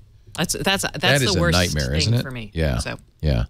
I actually, I mean, it's not related, but I'm a follower of the good Dr. Furman, and he will also do that for you. But this is very much more specific to dietary health. He's very The Nutrarian diet? Nutritarian. Nutritarian. The theory behind it is you eat high nutrient density foods. Oh, like spinach. Yeah.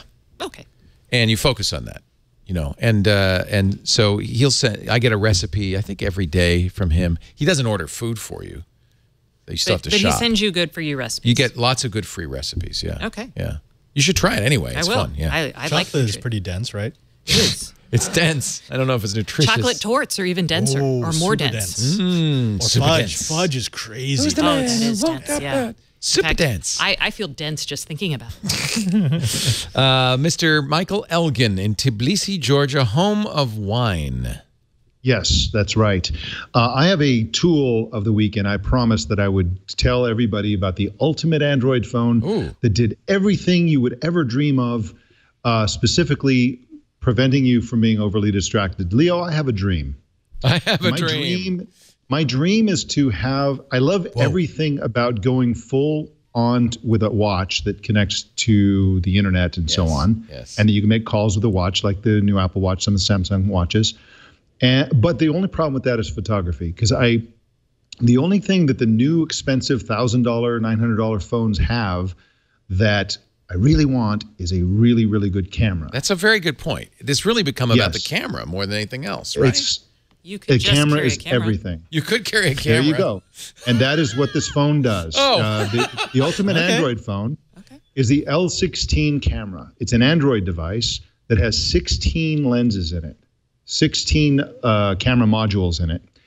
And it come uses on. That is a joke. It uses at least 10 lenses simultaneously for each shot, sometimes 11, 12, whatever. The picture, and then it fuses them together into a massive 50-something megapixel image. God. You can focus it later, and it's not like this phony baloney portrait mode stuff. This is optical focus that you actually focus later. It takes breathtakingly beautiful shots. They claim that it's DSLR quality, and it's the size of a phone. It's $2,000. That's the downside. Oh my gosh! so Look at all these sensors. But Wait, is this the one that has a subscription fee because it stores everything in the cloud for you? Do you have to pay? I don't for think it? so. Because it's computational. It's a computational camera, so I don't think it can do it on the device. I've seen this camera then. I've seen it in person. There were prototypes, and I've written about this when it was kind of a sort of a research project or So here's or a some Kickstarter, images. something like that. Wow. They're beautiful. The images. You zoom in on those you zoom in on the images, and it just like they look like incredible. Yeah. And because it has so many lenses, it has real zoom up to 150 millimeter, optical zoom from 28 to 150. It has, as you said, you could pull focus after the fact. That's really interesting. Yeah. It just seems, and it fits in your pocket. So I'm always torn between using my camera where the photo is kind of inferior, or my big Canon camera where suddenly I'm a photographer, which I don't want to be sitting in a restaurant with a big camera or whatever. And this is like solving all those problems. So the dream is carry this plus wear a watch that connects you to the internet and gives you notifications, calls.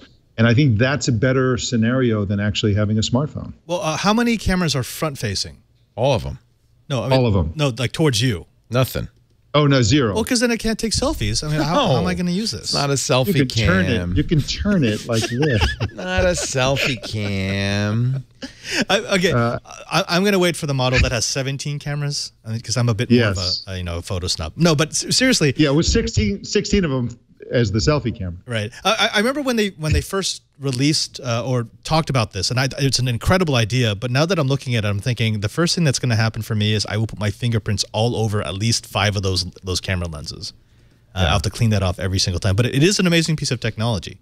Yeah, and the other thing I love about it is, of course, they'll be able to refine and hone the software over time, because this is like really a big the stitching and the modification of the images afterwards is something that can be improved year after year, even with the same hardware. Snapdragon 820, 256 gig storage, 3 custom light ASICs. Okay.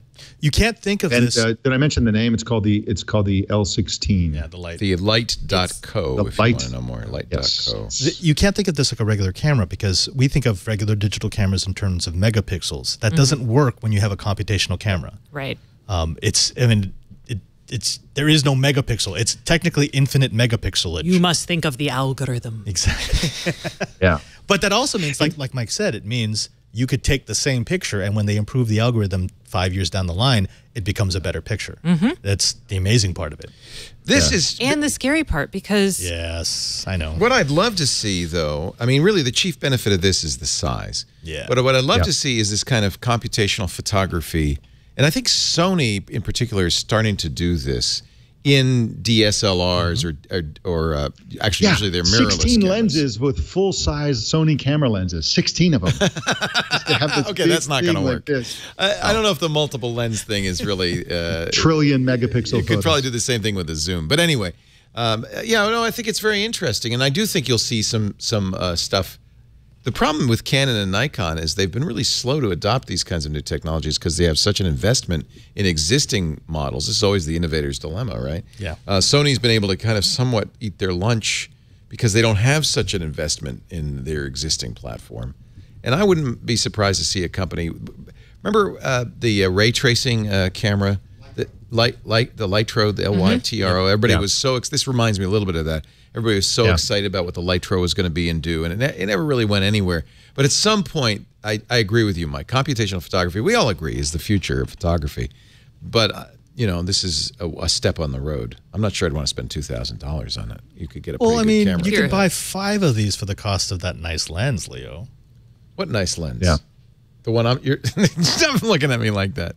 I mean, I'm the nut that bought I buy crazy stuff, much more expensive than that. But your pictures are incredible. The ones that you took back from the Galapagos? Yeah, those are pretty good, but not as good as Lisa's. But anyway, this is an interesting idea. And when you get one, Mike, I'll be sure to look at it. Yeah. Yeah. Are we going to put it in the holiday gift giving guide? Yeah, sure. Let's. All right. We should probably get one to review. You want to review it? Oh, yeah. Yeah. Actually, I think Lisa should review it. She would be a great person. She's got a good eye. She's a better photographer than anybody. She's amazing. 2 of them. Yeah. Give her 2. One for each eye. Yeah. Well, no, one for the selfie. You just tape them front and back. It's my selfie. Done. Well, no, then you could have 360.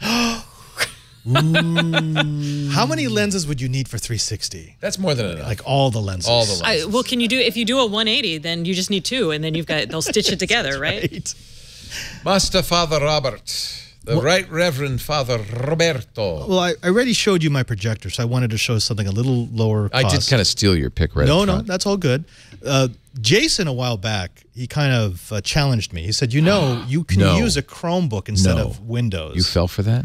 I did. Well, I wanted to see if it would work, so I What'd you picked up get? one of these. I actually bought one for my dad too. This is an Acer R13. And this is actually all aluminum body. It's a good-looking laptop. It's actually really nice. It's convertible. It like lasts that. about 12 hours on a charge. It's a 13.3-inch screen, quad-core ARM processor, 32 gigabytes of memory, 32 gigabytes of storage, 4 gigabytes of memory. Oh, only 32 gig? Can you expand it. Yeah, it's got expandability. That's less important on a Chromebook because you don't really. Yeah, that's a lot for a Chromebook. Yeah, you don't. Although Google's now has like ridiculous 128 and 512 gigs. But I mean, this thing starts at $350. Yeah. So I mean, they're crazy low cost, and for $350, normally it's the keyboard's bad or now, the touchpad doesn't work. Does this one have an i5 in it? Is this? No, this is the quad-core ARM. Okay, it's quad-core an ARM. But it does do Android apps. So this will act as like a super large Android tablet.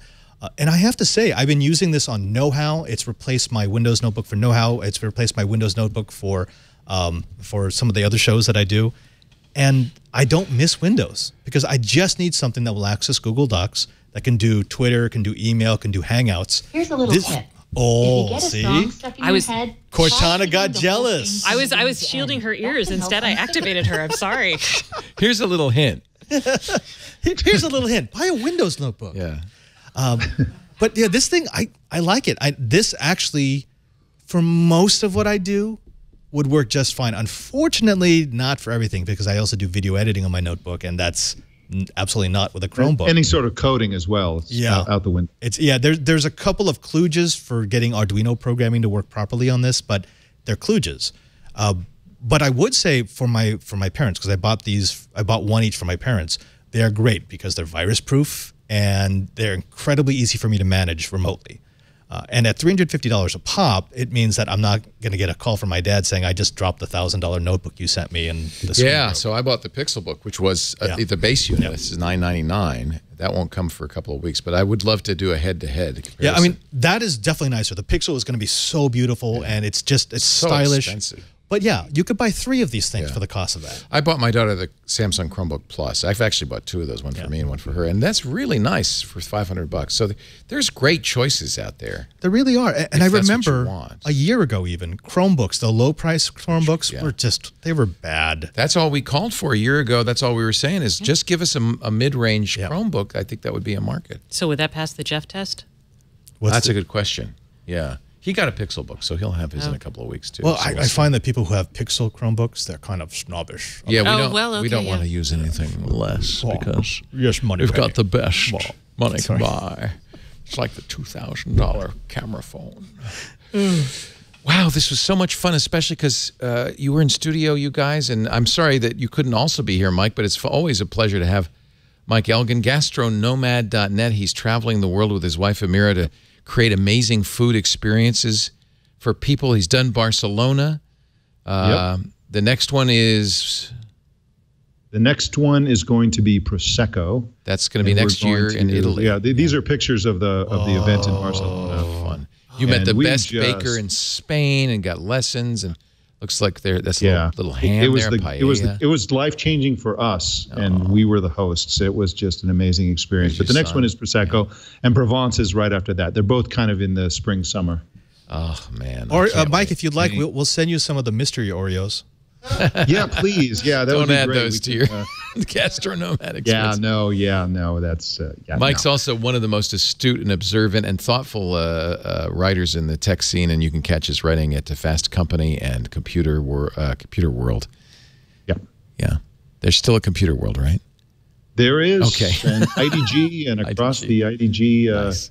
network. So, thank you. Thank you. Always a pleasure. Is it late? It's late. It's like 1 in the morning. It is. It's almost 4 in the morning. Oh. We are far east. Mike. It's time to get out of bed, Mike. Mike, I'm so sorry. I saw you having a glass of wine earlier, and I thought it was like 7. Go to Everybody bed. Stays up this late. No, nobody goes to bed before the sun comes up. Oh, my God. I had no idea it was that late. Thank you, Mike. I really appreciate it. My pleasure. I would have made this a shorter show. It was kind of a long show because I was having so much fun. Father Robert Ballas again, great to have you on. First time on Twig that you've hosted it without me, but I think, right? No. This is one of the 3 shows I've never done. I was excited to be on a show with you. Yeah, isn't that great? Thank you. I finally got to meet you. Yeah. I've seen you so many times. Finally, a host that won't hit on her. It's great. Father Robert is... This is not quite the longest Twig episode. If we go for another 2 minutes, we will now be the longest Twig episode. Oh, let's not try it for Mike. He's got to go to bed. Let's do it. No, let's do it. I want to break the record. Father Robert Balacer is the digital Jesuit. Catch him on KnowHow, twit.tv/KH, and on Twiet, twit.tv/TWIET, This Week in Enterprise Tech, and all around the studio because it's great. And he's going to be here for a little bit longer. Yes. He's been called back to Rome, but that won't be till late next year. And I'm so glad we could have you in studio. I appreciate it. Oh, it's been my pleasure. Yeah. And this is one of those shows that, actually, I think this was the third Twit show I ever started watching. First was, of course, Twit, then Security Now, then Twig. Thank you. Yeah. I really appreciate it. Yeah. And wow, to get Stacy in studio, what a thrill, what a pleasure. We adore having you on This Week in Google. We want you to keep doing it, but of course, Stacy has her own thing, Stacy on IoT. Don't forget her podcast, her newsletter. Kevin Toffel and she. Now, did you do the show with Kevin this morning? Or? I did. The show goes out without fail. Good. Yeah. Commitment's important. It is important. It's important to be committed to your work. Well, it's really nice to see you. I didn't ask you, how did you like that coffee? Was it okay? Oh, it was really good. Yeah. I let it get cold because I was not. Did she have the giant steps? What did she have? She had the same one, the Costa Rica, or the Kenyan? This one. Oh, I had the Kenyan. Yum, yum, yum, yum, yum. Oh, can I share a story to get us over the 2 minutes? Yes. Okay, well, so I just got dismissed from jury duty after 3 weeks. I had almost made it through the voir dire, and finally I was excused. Thank you very much. Oh, why? They used one of their preemptory challenges. Thank you very much. Yeah, thank you very much. But one of the other potential jurors that was with me was the wife of a Blue Bottle executive. Oh. And she brought coffee in for everybody. Oh, isn't that sweet? Nice. It was so nice. That is sweet. So you're not going on the jury? Oh, thank God. It's the Zarate case, Garcia Zarate case. No kidding. That's going to last a long time. The fact that you even knew about it probably got you excused, I would bet. A little bit, yeah. Yeah. Do priests often get excused from jury duty? Not as often as you would, as they hope. Think. You would think that I wore my collar. Journalists, they're like, oh, get you gone. Well, I'm like, I'm a priest and I work for media. And the judge said, no, it's not a problem. I'm like, really? Can it be? No, the same thing happened to me. I was called up on a jury for the to catch one of the catcher predator cases. Yep. And they knew I did a radio show. They said, will you talk about this case on the radio show? I said, yes. They said, great, you're going to be on the jury. We had a person who told me the first day, he goes, the judge can't seat me because I'm a sovereign citizen. No, I'm like, wait, what? That's not going to work. He said, yeah. I live in the United States, but I work declared under myself my own. Independent of U.S. The jurisdiction. last day, he got called for the voir dire. And he told the judge that. And the judge said, Lord. I agree with you. I can't sit you on this case. Here's what I want you to do. I want you to go across the hall to jury services, and I want you to tell them that you're re-entering the pool. So you're going to start the whole process over again. Oh. And just so you don't get lost, I'm going to send my bailiff with you. So that's like, oh, yeah, don't mess around with this judge. Yeah, you don't Like, want to mess all right. around. Yeah, I'm good. That's really I'm good. not a good idea. Cool. Okay, we are now officially the longest Twitch show in history. We did it. Twig show in history by 20 seconds. Thank you, everybody, for being here. We do This Week in Google every Wednesday, 1:30 Pacific, 4:30 Eastern, in the middle of the night, Georgia time. Please stop by and join us. We'd love having you in the studio if you can. We had a studio visitor today. Email tickets at twit.tv. It's great to have you. If you can't be here in person or can watch live at twit.tv/live, if you can, do be in the chat room at irc.twit.tv. But don't worry, because you can really consume this anytime, anywhere, on demand, audio or video. Just go to twit.tv/twig and subscribe. You use your favorite podcast application you want to get every single week. Make sure you subscribe to This Week in Google. Thanks for being here. Thanks for your patience. You can all now eat because it's time to say goodbye from This Week in Google. Bye-bye.